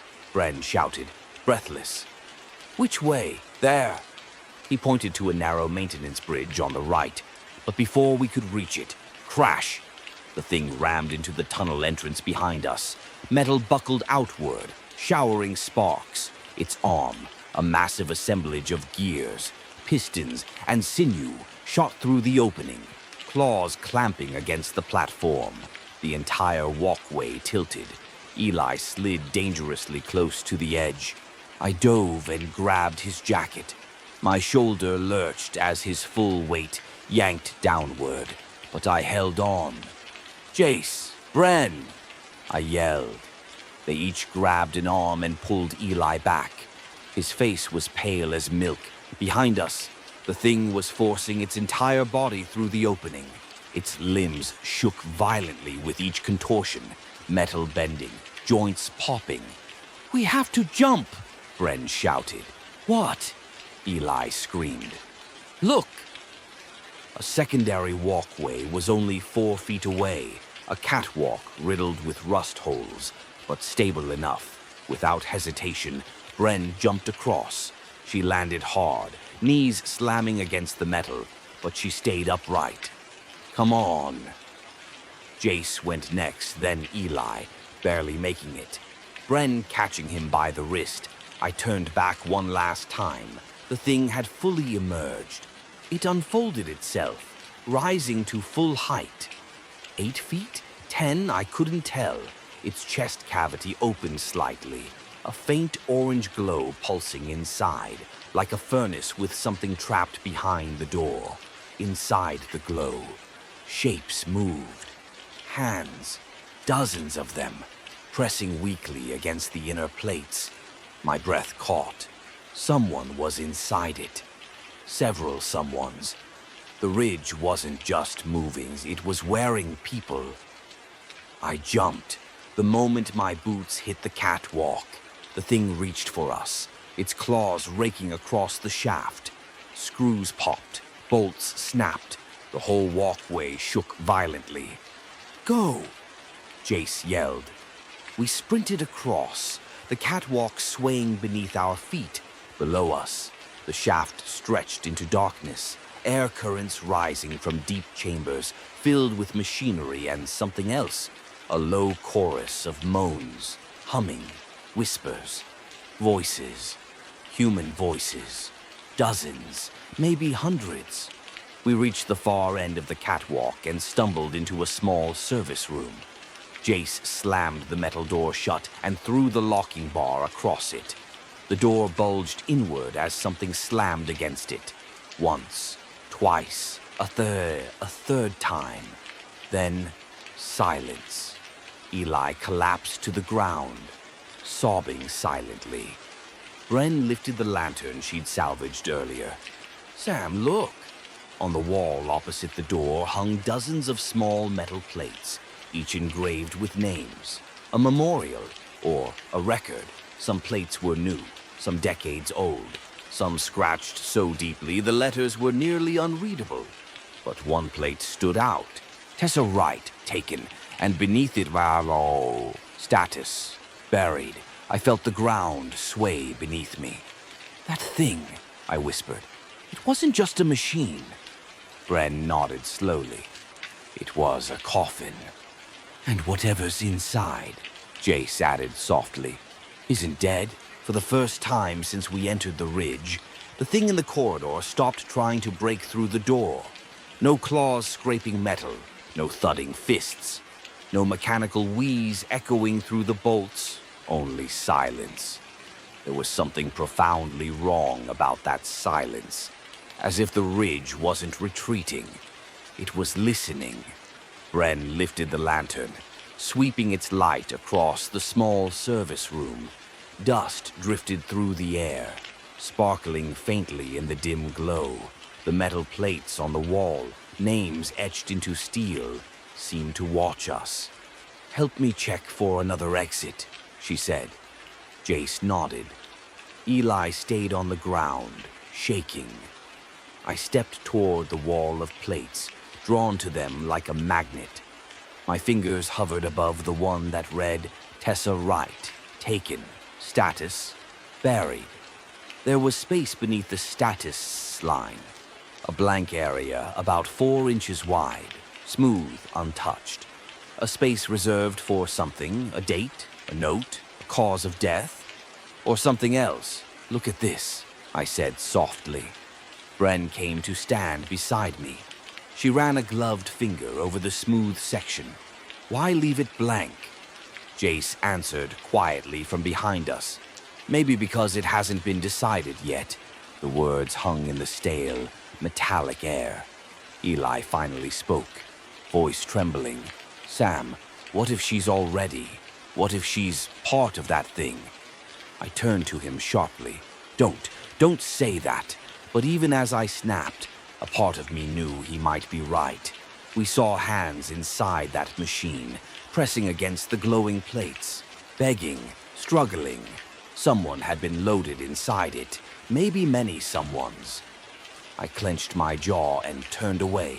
The room wasn't large, but it held more than just nameplates. Bren pointed her lantern to the far wall. There, cabinets. Along the back stood 7 metal filing cabinets, rusted, dented, but closed with heavy latches. Some had numbers, some had dates. One had a symbol, a circle with teeth, like a gear. Jace moved toward the nearest one labeled Class 1, Processing. "What the hell does that mean?" he muttered. Eli whispered from his corner. "Class 1, like levels?" "Only one way to find out," Bren said. She unlatched the drawer. It slid open with a long metallic groan. Inside were stacks of manila folders, everyone stamped with a name.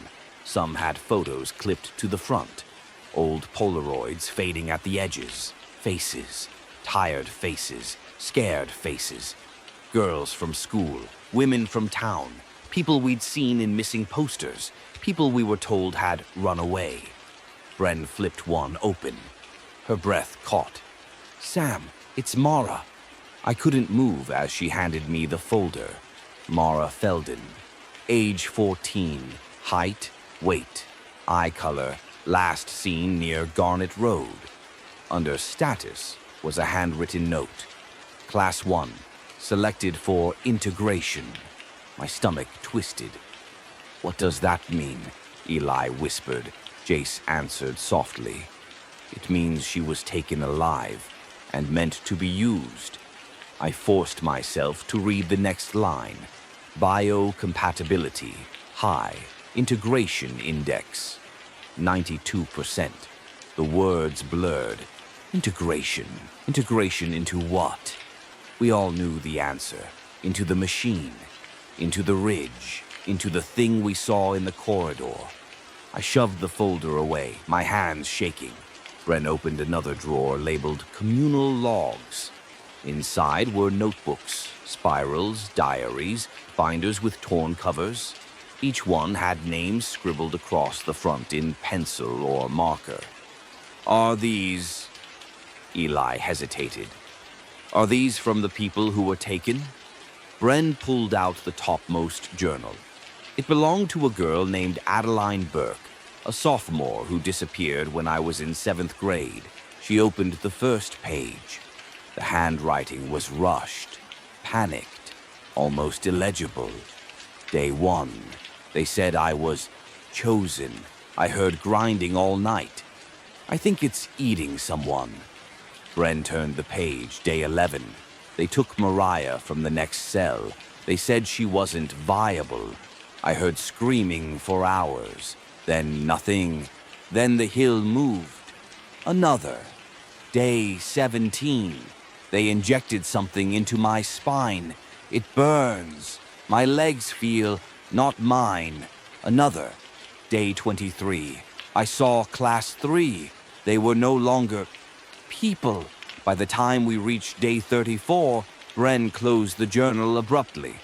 "We can't read more." No one argued. Jace opened the cabinet labeled Infrastructure. Inside was a single large tube.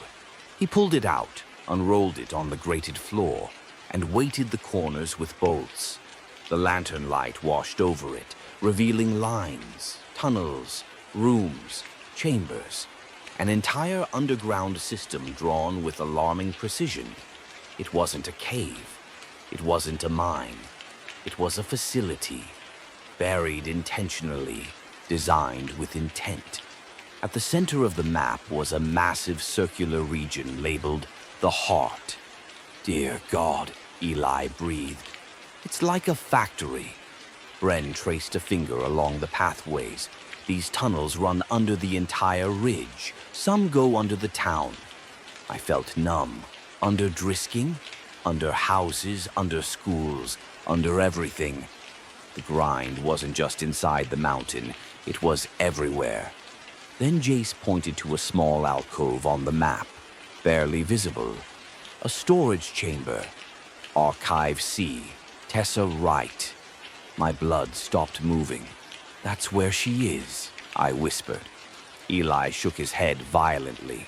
Sam, we barely survived that thing. We can't go deeper. What choice do we have? I snapped. Bren studied the map again. This tunnel loops around the main shaft.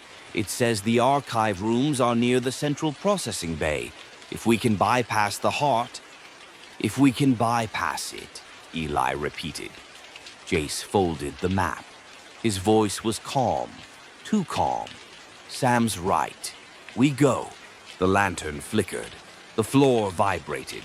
A low grinding echo rolled through the ridge. Slow, rhythmic, pulsing like a heartbeat. Eli whimpered. It's coming back. No, Jace whispered it. This is different. The walls began to tremble. The ceiling creaked. Bolts rattled loose. The entire room shifted half an inch to the right, like a massive gear underneath had rotated. The ridge was repositioning itself, realigning corridors, redirecting pathways, sealing some routes, opening others. Bren steadied herself. It's moving to block us, or to guide us, I said. Everyone stared at me. Sam, Jace warned. We don't know what it wants. I looked at the metal plate with Tessa's name. Maybe I do. I shined the lantern on the map again. A new path glowed faintly, not drawn in ink, not added by human hands. A heat-etched line running directly toward Archive C, Tessa Wright. The ridge was showing us the way, or luring us. Either way. I knew what had to come next. We follow the path, I said, and the ridge exhaled, a long, low breath, like a creature pleased.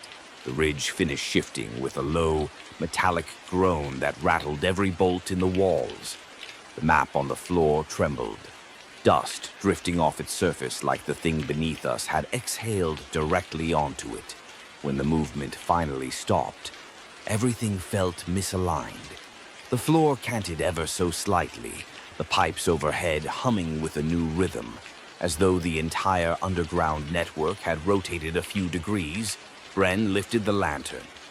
Where's the new tunnel? Jace pointed behind us toward a section of wall that, moments earlier, had been solid steel. Now it wasn't. A narrow passage had opened, no wider than a door frame, lined with fresh metal grooving that still glowed faintly from heat. It melted the wall open, Eli whispered. No one answered. Because what do you say when a mountain opens its own passage? I stepped forward first. The air inside the new tunnel was warm, almost uncomfortably so, and it smelled different from the rest of the ridge, not metallic, not rotten. Sweet, sickeningly sweet, like flowers that had been left in a closed room for too long. Jace touched my shoulder. Sam, I go first. There's no turning back once we're in, I said. Bren replied quietly. There wasn't any turning back the moment we entered the hatch. She wasn't wrong. The corridor sloped downward in a long, slow descent. The walls were made of reinforced plates, but smoother than the others we'd seen. No bolts visible, no seams, as if the ridge had grown them instead of being built. Every few seconds, a pulse traveled along the metal, a gentle vibration that echoed through the soles of our boots. Eli grabbed my arm suddenly. Sam. His voice shook. He pointed to the walls. At first, I didn't see it. Then the light flickered and something moved beneath the metal. Not shadows, shapes, small ones, hands, flat against the inside surface, palms splayed, sliding slowly along the wall like they were following us. Bren froze. Please tell me that's a trick of the light. Not a trick, Jace muttered. They're inside the walls. Eli staggered back. We need to go back. Sam, please. The tunnel behind us was gone. The ridge had sealed it. A smooth metallic surface stretched where the entrance had been. No mark that it had ever opened, like a throat closing. Bren swallowed hard. Forward is the only direction now. Eli whimpered but nodded. We pressed deeper. As we walked, the hands beneath the metal grew more active, pressing harder, dragging downward as though following the slope with us. Then the voices began, soft at first, like whispers carried through a vent. Help, please, don't leave, stay. Their tones shifted, male, female, young, old. Some sounded like sobbing, others like groans. One voice, faint and broken, made my blood freeze. Sam! I stopped dead. Tessa, had to be, Bren whispered urgently. Sam, keep moving. If you stop, it reacts. What reacts? Eli asked. The ridge answered him. A loud metallic crack split the air. The sound of something massive snapping into place beneath the tunnel, followed by a slow, rhythmic pounding. Thud, thud, thud. The heartbeat of the ridge was picking up pace. Jace grabbed my arm. Move. Now. We obeyed. The tunnel widened abruptly ahead, opening into a chamber lit by pulsating orange lights embedded in the ceiling, like the glow of an industrial furnace. Along the curved wall were 3 large metal doors, each marked with a symbol. Class 1. Integration. Class 2. Processing. Class 3. Discarded. Eli's knees buckled. Oh God, Jace scanned the doors grimly. Seen something like this before, in slaughterhouses. This is not a slaughterhouse, Bren said softly. It's worse. My gaze locked onto the Class 1 door. Tessa's file had the same designation. Integration. I stepped toward it. The metal surface was warm. Beneath it, something pulsed, steady, patient, rhythmic. Bren touched my wrist. Sam, think before you open that. There might be survivors, or something wearing survivors. She wasn't wrong, but I couldn't walk away. Not now. As my fingers brushed the Class Y handle, the entire chamber jolted. Lights flickered, the heartbeat boomed through the walls, and from the door behind us, the Class 3, discarded chamber, came a low rasping sound, a dragging, a shuffling, something with weight, then a voice, hoarse, cracked, completely wrong, echoed from the other side of the door. Eli stumbled back, shaking violently. That's not human. That's not human. The voice came again, louder. Sam, closer. My skin crawled. The thing behind the door scraped closer, metal claws dragging across the floor. Jace pulled me backward. Sam, don't react. It wants you. Of course it did. The ridge had been calling my name from the moment we entered. But why? Bren lifted the lantern to the ceiling and gasped. The pipes above us had changed color. They now glowed faint blue, forming a branching pattern overhead. Each line converging into a single downward-pointing arrow burned into the wall. A new passage, a thin metal door, one we hadn't noticed, was now outlined by light. Bren breathed. It's guiding us again. Eli choked out a whisper. Sam, why is it guiding you? Because the ridge recognized me, because my name was already on its plates, because I'd been hearing its voice long before we entered it. But I didn't say any of that aloud. I just stepped toward the glowing door. When Bren pulled the handle, it swung open easily, like the ridge wanted us inside. The corridor beyond was lined with small metal plates, names, hundreds of them. This was it. Archive C, the Taken, Jace whispered. We found it. Then his voice trailed off. because halfway down the corridor, there was a plate swinging open, hanging crooked, freshly disturbed. I felt the world tilt. My breath stopped. Stamped across the plate, in clean etched writing, Tessa Wright, status, pending. And below it, a second line slowly burned itself into the metal as we watched. Letters etching themselves, one by one. Sam Walker, status selected. The Ridge had made its choice. The corridor leading into Archive C felt different from the rest of the Ridge. Not warmer, not louder, quieter, oppressively quiet, like the Ridge itself held its breath as we entered. The air was thicker, humid from human breath that had nowhere to go. And lining the narrow walls were countless metal panels engraved with names. Names of the taken. Some plates hung open. Some lay dented on the floor. Some were spotless, untouched, as if waiting. But one plate stood out from all the rest. Not because of the name, but because it was open just slightly, its hinge bent, its inner chamber exposed by mere inches. Tessa Wright, status, pending. The letters glowed faint orange, heated from within. Bren raised the lantern. Sam, don't rush in.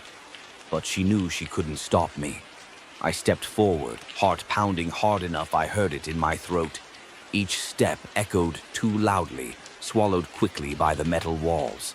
Inside the cracked open plate was a small cavity, like a metal drawer. Empty, or rather, freshly emptied. Something had been here recently, something that breathed. Before I could speak, we all jerked at the same time, because a voice, small, ragged, cracking from strain, drifted down the corridor behind us. Sam? My name, spoken by lips I thought I'd never hear again. I spun around. At the far end of the archive hallway stood a silhouette, slender, shaking, hair matted to one side, a hospital gown clinging to thin shoulders. Tessa, Tessa, I whispered, stunned. Jace raised an arm in front of me instinctively. Bren froze like an animal scenting danger. Eli pressed against the wall, breath caught in a panicked sob. The silhouette stepped forward, into the edge of lantern light. And I saw her. What was left of her. She wasn't bleeding, not bruised, not screaming. But she wasn't whole. Her skin looked stretched too thin, like someone had pulled it taut over new contours. Smooth in some places, ridged in others. Her pupils flickered with faint orange pulses, like embers inside a dying furnace. Her left arm trembled uncontrollably, fingers opening and closing in an unnatural rhythm, as if reacting to a signal none of us could hear. But her face was still hers. Pale, terrified, recognizing me.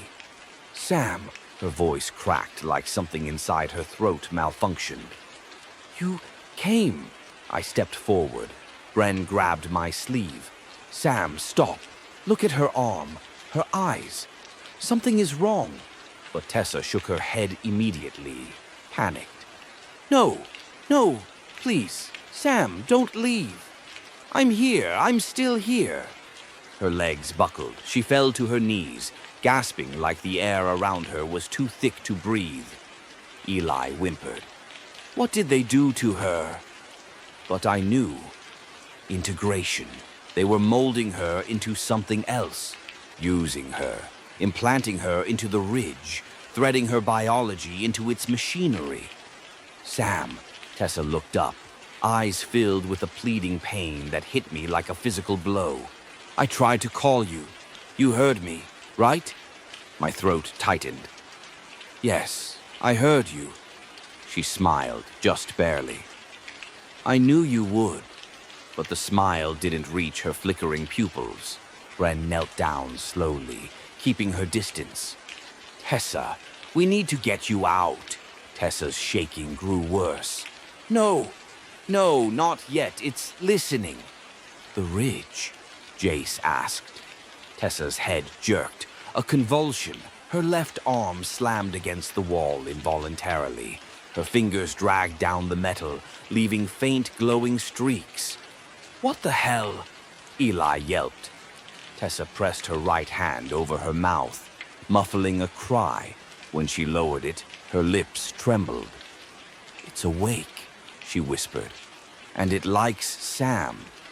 A cold weight settled in my chest. "Why me?" I croaked. "Because you hear it." Her eyes flickered. "You've heard it for years, since before anyone went missing." Bren shot me a sharp glance. "Sam, what is she talking about?" I swallowed. I don't know, but part of me did. That grinding sound from my basement when I was 13. That whisper under my bed. That dream where the ridge called my name. They weren't dreams. They weren't imagination.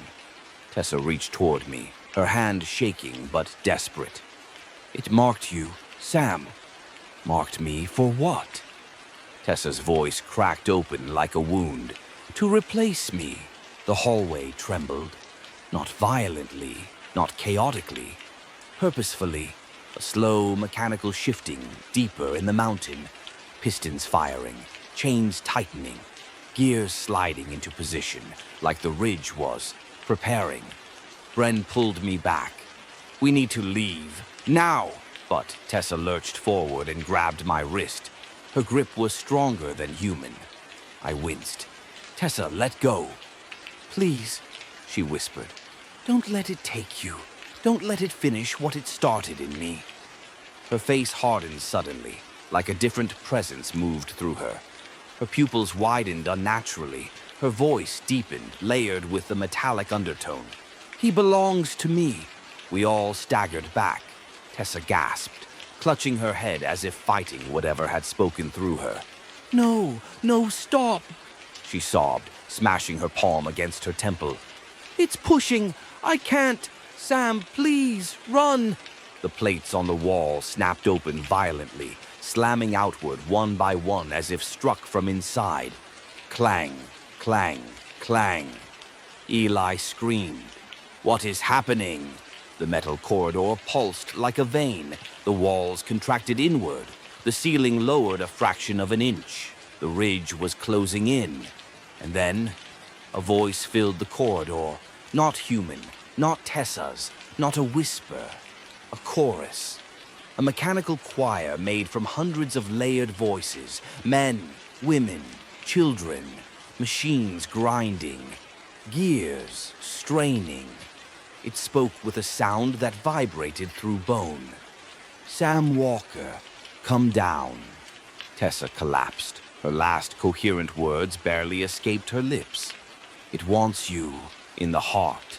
Tessa lay motionless on the grated floor, her chest rising and falling in shallow, uneven breaths.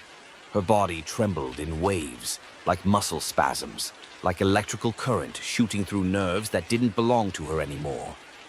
The ridge whispered through her, but for now, she was quiet. Too quiet. Jace knelt beside her and pressed 2 fingers to her neck. Pulses faint but steady. She's alive. Alive, but not free. Alive, but at what cost? Eli sobbed into his palms. "We can't help her. Sam, we can't help her. Look at her. She's part of it. She's..." Bren snapped sharply, not out of cruelty, but to jolt him. "Eli, breathe."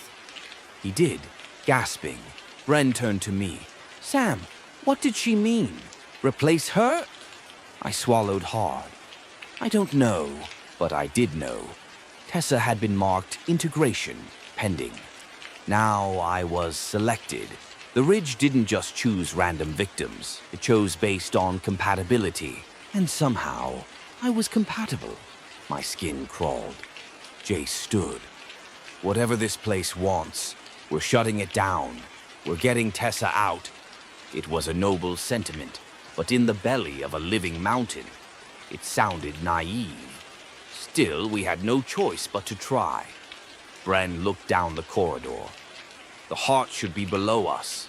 The map showed a massive central chamber. Where? Eli whispered, as if answering him. The ridge groaned. A deep, seismic rumble. The floor beneath us vibrated. Then, slowly, a panel in the grated floor slid aside, revealing a spiral descent route illuminated by a pulsing orange glow. The ridge had opened the way again. Jace muttered, "It's calling us." Bren tightened her jaw. "No, it's calling Sam."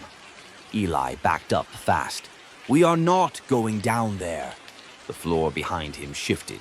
A solid metal sheet rose silently from the ground, sealing the path behind us like a tomb door. We were trapped. Forward only. Down only. I stepped toward the spiral descent. Heat rose from below. Wet. Metallic heat mixed with the stench of oil and old blood. Tessa whispered behind me, voice trembling. "Don't go." Her plea broke something inside me. "It wants me," I said quietly. "If I don't go, it'll come up here." No one argued. We descended. The metal steps were warm beneath my boots. Too warm, as if heated by a living furnace below. Each step rang loudly, echoing into the cavernous space. The deeper we went, the louder the ambient sound became. Not grinding, not machinery. A heartbeat, slow, rhythmic, impossibly deep. Thump, thump, thump. Jace whispered behind me. "Is that biological?" Bren responded softly, or something pretending to be. The glow intensified, oranges and reds merging like molten metal shifting beneath the chamber. Mechanical pistons sounded off in the distance. Chains rattled overhead. Steam hissed from unseen vents. The ridge was not a place. It was an organism, a constructed organism. Part machine, part grave, part factory, part prison. And something at its center controlled it all. We stepped off the spiral staircase and onto a wide steel platform. The ceiling was a dome of black metal plates, each one shifting minutely like armor flexing over bone. Before us stretched the largest room we'd seen yet, circular, cathedral-like. The walls lined with pipes as thick as tree trunks. They pulsed with light, transporting something glowing and liquid between chambers. Bren stepped closer. Fluid transport lines. Eli recoiled. Transporting what? She didn't answer. We all knew. Human slurry, organic pulp, whatever the ridge made from the taken. My stomach twisted violently. At the far end of the chamber stood a towering vertical structure, a metal pillar with spiraling ridges. Pistons expanding and contracting, gears rotating in slow unison.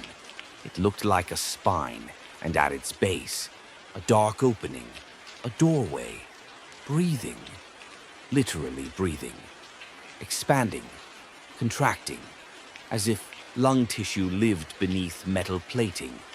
Jace whispered, voice barely a thread. "That's the heart." I felt something in my chest respond to it, a pressure, like a string was tied from the chamber to my sternum. Tugging, pulling, inviting. Bren placed a hand on my shoulder. "Sam, listen to me. If at any point you feel it pulling your mind, we stop." I nodded, but deep inside I knew stopping wouldn't matter. As we approached the heart, soft whispers rose from the walls, not from vents, not from behind doors, from the pipes themselves. Dozens of voices, hundreds, some screaming, some humming, some chanting half-formed words that sounded like begging or praying, and some calling my name. Sam Walker. Come down. Help us, help us, help us. Eli slapped his hands over his ears. I can't. This is wrong. This is all wrong. Stay with us, Bren said, guiding him forward. But even she was pale. The voices intensified as we neared the dark opening at the base of the metal spine. Tessa's voice came last, clear, sharp, pleading. "Sam, don't let it choose you," Jace cursed under his breath. "That thing's controlling them, using their vocal cords or memories or... hell, I don't know." I stepped to the doorway. Something cold brushed my cheek. A whisper of moving air, not outward, inward. It was inhaling, waiting for me. Inside the doorway was a short tunnel lined with metal ribs, arranged like the throat of a beast. I lifted the lantern. The ribs shuddered, one by one, a wave of contraction that rippled deeper into the tunnel. The ridge whispered, not with voices this time, but with vibration. It shook through the floor, through the metal, through my shoes, up my legs, into my chest, into my bones. I stepped forward involuntarily. "Sam!" Bren grabbed me. "Stop!" But the vibration grew stronger, a hum that resonated with something inside me, like the ridge's frequency matched my own heartbeat. And then, from deep inside the tunnel, the ridge spoke, not through mouths, not through pipes, through the structure itself. A voice built from vibration. "Come home!" The floor beneath us pulsed with the next word. "Sam!" Bren yanked me backward so hard I stumbled. Jace raised his crowbar, breathing shakily. "It knows your name. It knows your heartbeat. It's been listening to you for years," Bren whispered. I stared into the dark tunnel. Whatever waited in the center was alive, and it had chosen me. The moment I stepped through the breathing doorway, the temperature shifted. It wasn't warm. It wasn't cold. It was alive. The air inside the tunnel pulsed with an organic rhythm, like standing too close to someone's chest and feeling their heartbeat through their ribs. The walls were ribbed plates, each one fitted with overlapping segments that flexed and contracted like muscle fiber under metal. Every few seconds, a wave of movement rippled down the tunnel, pushing stale air toward us. Behind me, Bren hissed through clenched teeth. "Sam, don't get too far ahead." But the ridge had already wrapped its invisible fingers around me, tugging gently, insisting I go deeper. Jace and Bren followed close, weapons ready. Eli trailed behind, barely holding himself together. We walked deeper. The ribbed corridor narrowed. The pulsing intensified. The heartbeat grew louder. Thump, thump, thump, thump. And just when I thought my ears would burst, the tunnel opened into a cavernous chamber. I stopped dead. Jace whispered, "Oh, God." The heart wasn't a single thing. It was a system, a network. The chamber was the size of a cathedral nave, but carved from metal and flesh instead of stone and wood. Thick columns rose from the floor, connected by pulsing tubes that carried glowing fluid, orange, red, sometimes almost gold. Suspended between the columns was something like a cocoon, a metal chrysalis, 10 feet tall, hanging by chains and thick, wet cables. Inside it, something moved, slowly, weakly, like a person curled in fetal position, struggling to breathe. Eli gagged. What is that?" Bren stepped closer, keeping her voice low. "It's a core, a main node, some kind of biological processing center." "Processing what?" Jace demanded. "Whoa." We all knew. I moved cautiously toward the chrysalis. The metal surface bulged outward, a human shoulder pressed from inside, then a knee, then fingers, dragging along the interior like someone begging to be let out. A face pushed against the inner membrane. I stumbled back. It was human, barely. Skin fused with cables, eyes covered with translucent plating, mouth sealed except for a small gap where breath hissed out.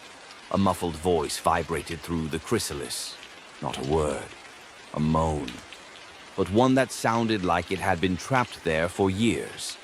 "Sam," Bren whispered behind me. "This is what integration means." I swallowed hard. "Alive?" "Barely," she said. Jace clenched his jaw. "And Tessa was supposed to become this?" "No," Bren replied. "You're worse. This is a low-level core, a Class 1. I stared in horror. "There are levels?" She pointed across the chamber. The far wall held 3 more chrysalises, larger, more complex, pulsating with stronger light. Their cables were thicker, their outer panels reinforced. Class 2, and past them, behind a metal grate, a massive figure suspended vertically, its limbs fused into machinery, its skull plated with heavy armor, wires threaded through hollowed eye sockets. Class 3, its chest rose and fell with deep, mechanical gasps, a hybrid of breath and steam release. Its mouth hung slightly open, revealing metal teeth grafted where bone should be. Eli crumpled against the wall, crying silently. Why would anyone build this? Bren wiped sweat from her brow. No one built it. Not originally. Jace frowned. What does that mean? She pointed to the walls. Faint carvings covered them. Symbols, spirals, geometric shapes worn almost smooth. Not numbers, not letters.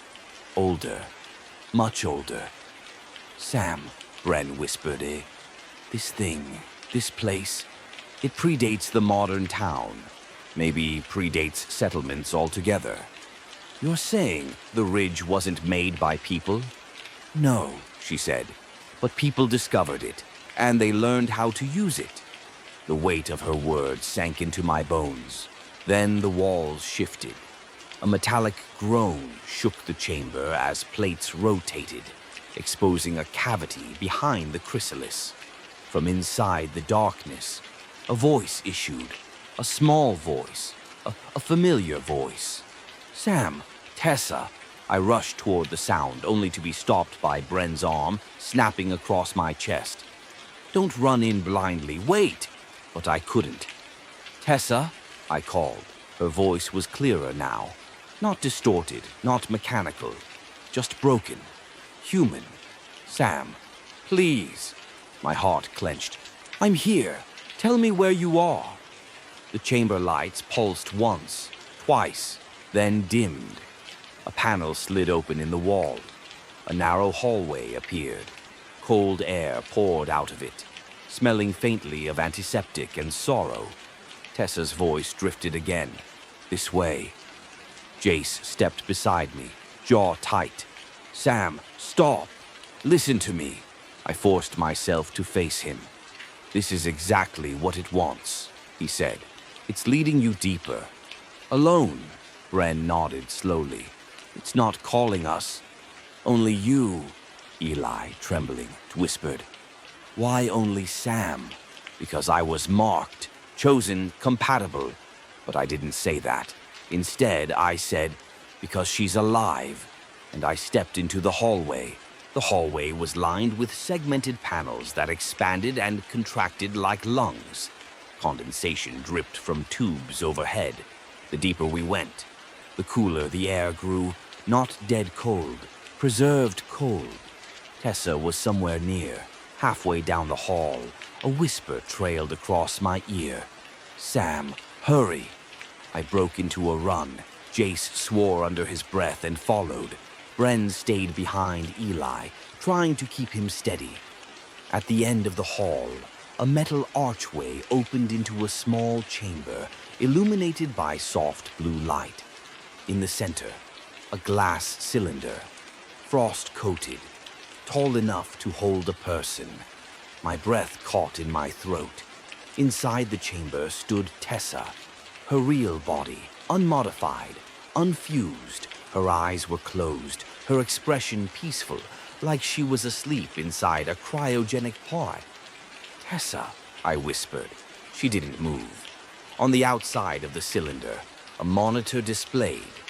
Candidate, right. Tessa, status, holding, pending replacement. Jace stepped forward slowly. Sam, her consciousness, the one you saw, that wasn't her. Not fully, Bren added, horror dawning across her face. Sam, I think the Ridge copied her. My pulse hammered. You're saying that the Tessa who spoke, Bren said, was an echo, a projection, a lure, to bring me here, to this exact chamber. Eli pointed to the monitor, voice cracking. Then where is the real replacement? As if answering him, the second cylinder lit up beside the first, empty, waiting, warming. Its monitor blinked awake. Candidate, Walker. Sam's status, selected, integration ready. The Ridge spoke through the walls, through the floor, through my chest. Come home. For a long moment, none of us moved. I stood between two glass cylinders, one holding Tessa's unmoving form, breath fogging faintly against the frost, and the second waiting for me, its interior glowing with a faint, rhythmic pulse. Integration ready. The words burned my eyes. Jace's grip tightened on my arm. Sam, don't even think about it.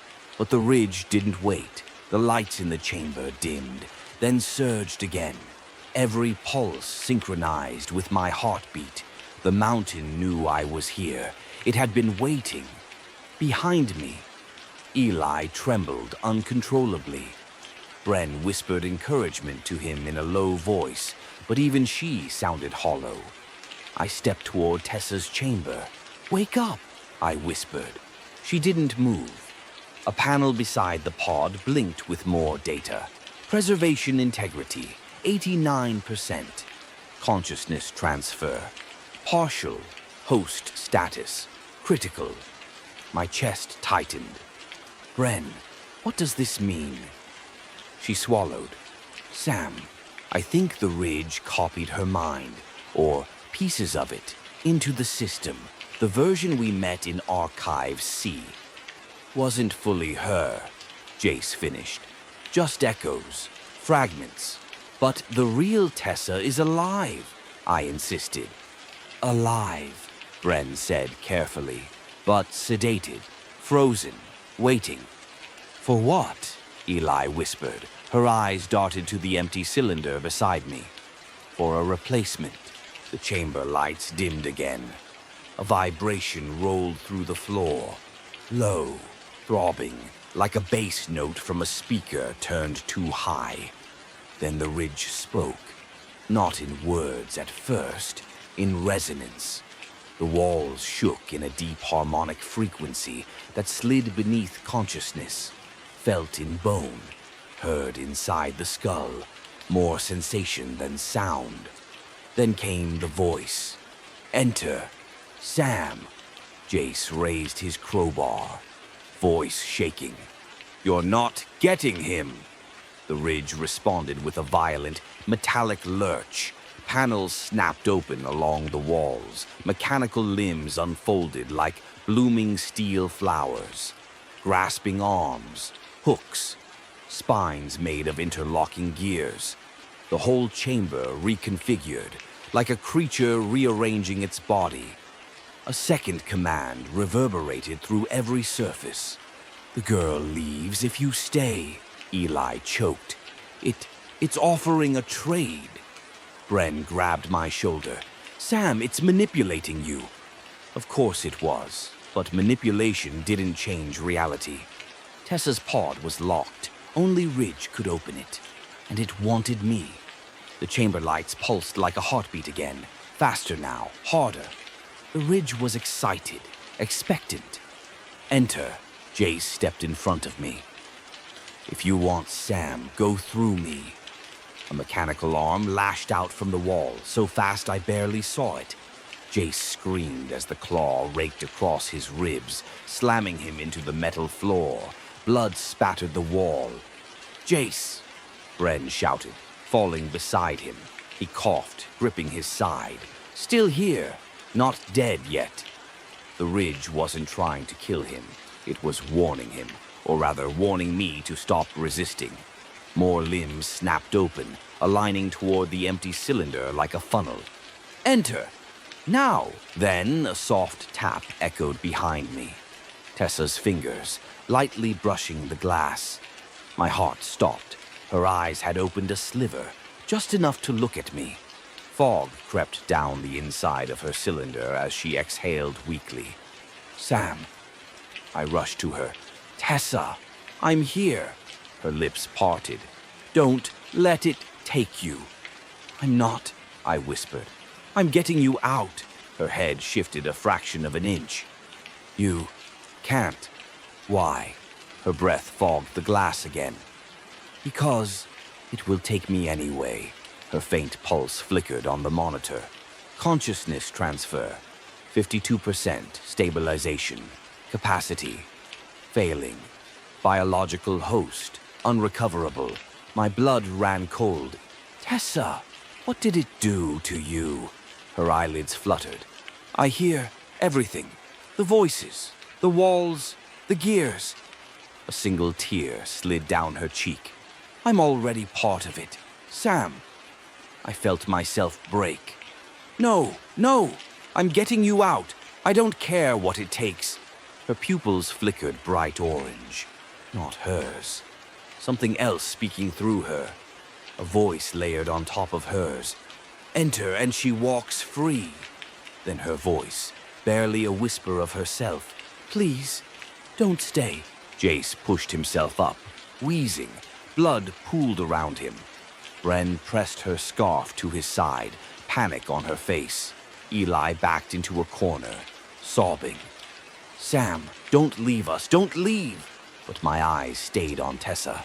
Her lifeline flickered against the frost. Her consciousness was scattered through the ridge like broken glass.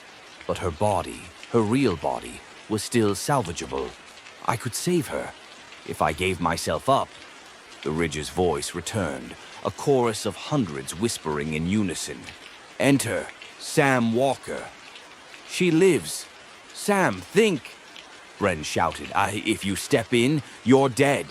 "No," Jace growled, pulling himself up by sheer will. "Worse, he'll be alive inside that thing." "It's not worth it," Eli sobbed, but none of them saw what I saw.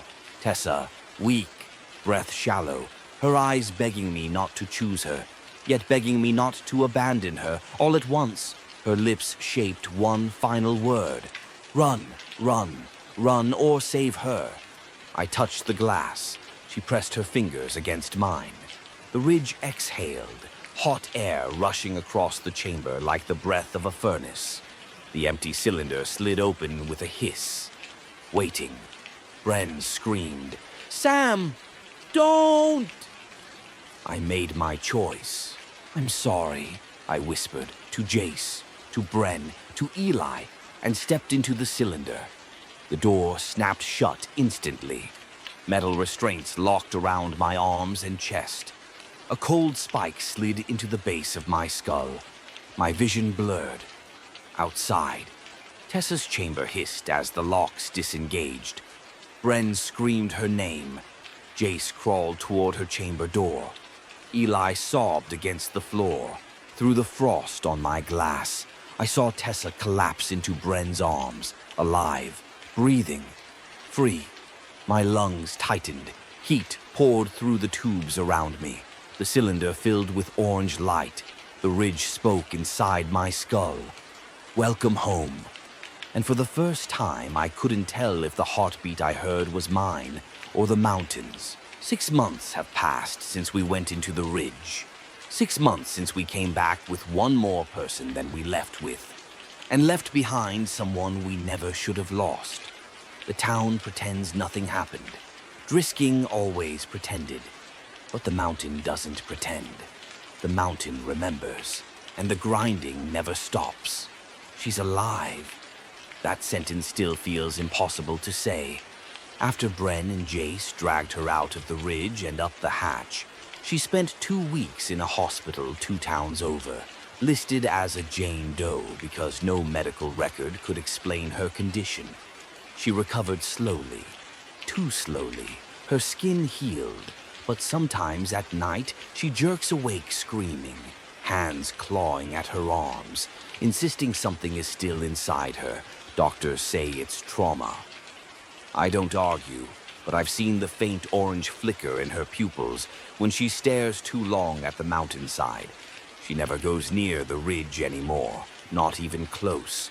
But sometimes, when she's half asleep, she whispers my name. Not the broken mechanical voice we heard underground. Her voice, human. "Sam, don't stay." She says it as if I can still hear her. He survived, barely. The ridge tore into him, and his ribs will never fully heal. He walks slower now, breathes harder, but he's alive, stubborn as ever. He never forgave himself for letting me step inside that cylinder. He drinks more now, sleeps less. He visits the hatch sometimes, sitting there for hours with his crowbar across his knees, just staring at the mountain. He told Bren once that if the ridge ever opens again, he'll go back in, not to save anyone, but to kill it. But we both know the ridge cannot be killed. It was older than Drisking, older than the mines, older than us. And it chose me. She's the one holding us all together now. The logical one. The strong one. The only one who still believes surviving means something. Bren had nightmares for weeks. Dreams of steel ribs closing around her. Dreams of tunnels moving like throats. Dreams of names being etched into metal walls. She carries the map we found underground everywhere she goes, folded in her jacket pocket, never leaving her side. She told me once, after we left the hospital, that she thinks the ridge is growing, evolving, rearranging itself for something.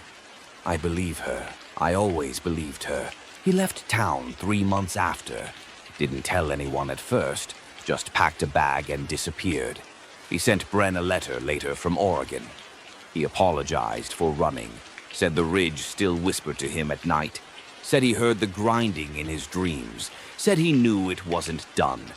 He ended the letter with something that keeps me awake even now. Sometimes it says your name. Nothing changed. People still vanish. Only now the missing are blamed on runaways, drug problems, family issues. The sheriff stopped investigating months ago. The mayor holds town meetings about economic growth. New homes are being built on the outskirts, closer to Garnet Ridge than ever. No one questions the sudden road closures, the humming that comes from the hills at night, or the faint orange glow that flickers behind the tree line on windless evenings. And no one talks about the grinding. They pretend it's thunder, or trucks, or nothing at all. I wonder if they hear it like I do, if they feel it in their bones, if they sense the mountains stretching beneath them. Growing, waiting. I'm not dead, not exactly. I don't know how to describe what I am now. Sometimes I'm aware. Sometimes I drift. Sometimes I dream in metal and heat and pressure. My thoughts stretching across cables and gears. Sometimes I hear my friends calling my name, muffled, distant, like voices heard from underwater. Sometimes I try to answer, but I don't have a mouth anymore. Not in the way I remember. The ridge is not a place. It's not a machine. It's not a monster. It's a hive, a network, a thinking thing, and I am part of it now. A node, a core, one mind among many, but I cling to the pieces of myself that remain. Memories of Tessa's laugh, Jace's stubborn grin, Bren's determined eyes, Eli's nervous rambling. They're fading, but I fight every day to keep them, because when I forget them, I forget who I was, and when I forget who I was, the ridge grows stronger. Sometimes, late at night, when the town is quiet, I hear footsteps above me, soft ones, slow, Bren or Jace or Tessa standing at the hatch. I can't see them, but I feel their weight through the earth. I feel the warmth of their footprints. Sometimes they whisper to me, "Sam, are you still there?" And I try so hard. I push against the walls of the heart, rattle the pipes, shift the gears, make the grinding louder. A message, a cry, a heartbeat. But all they hear is noise. All they feel is vibration. And maybe that's all I am now, a vibration in the dark, a pulse inside a mountain, a warning, a promise. Because deep beneath Garnet Ridge, far below the hatch, far below the new houses, far below the quiet streets of Drisking, I hear new voices joining the chorus, new names being etched into metal, new footsteps entering the ridge, new candidates selected. The mountain is growing, the grinding is waking, and I am wide awake with it, waiting, listening, hungry.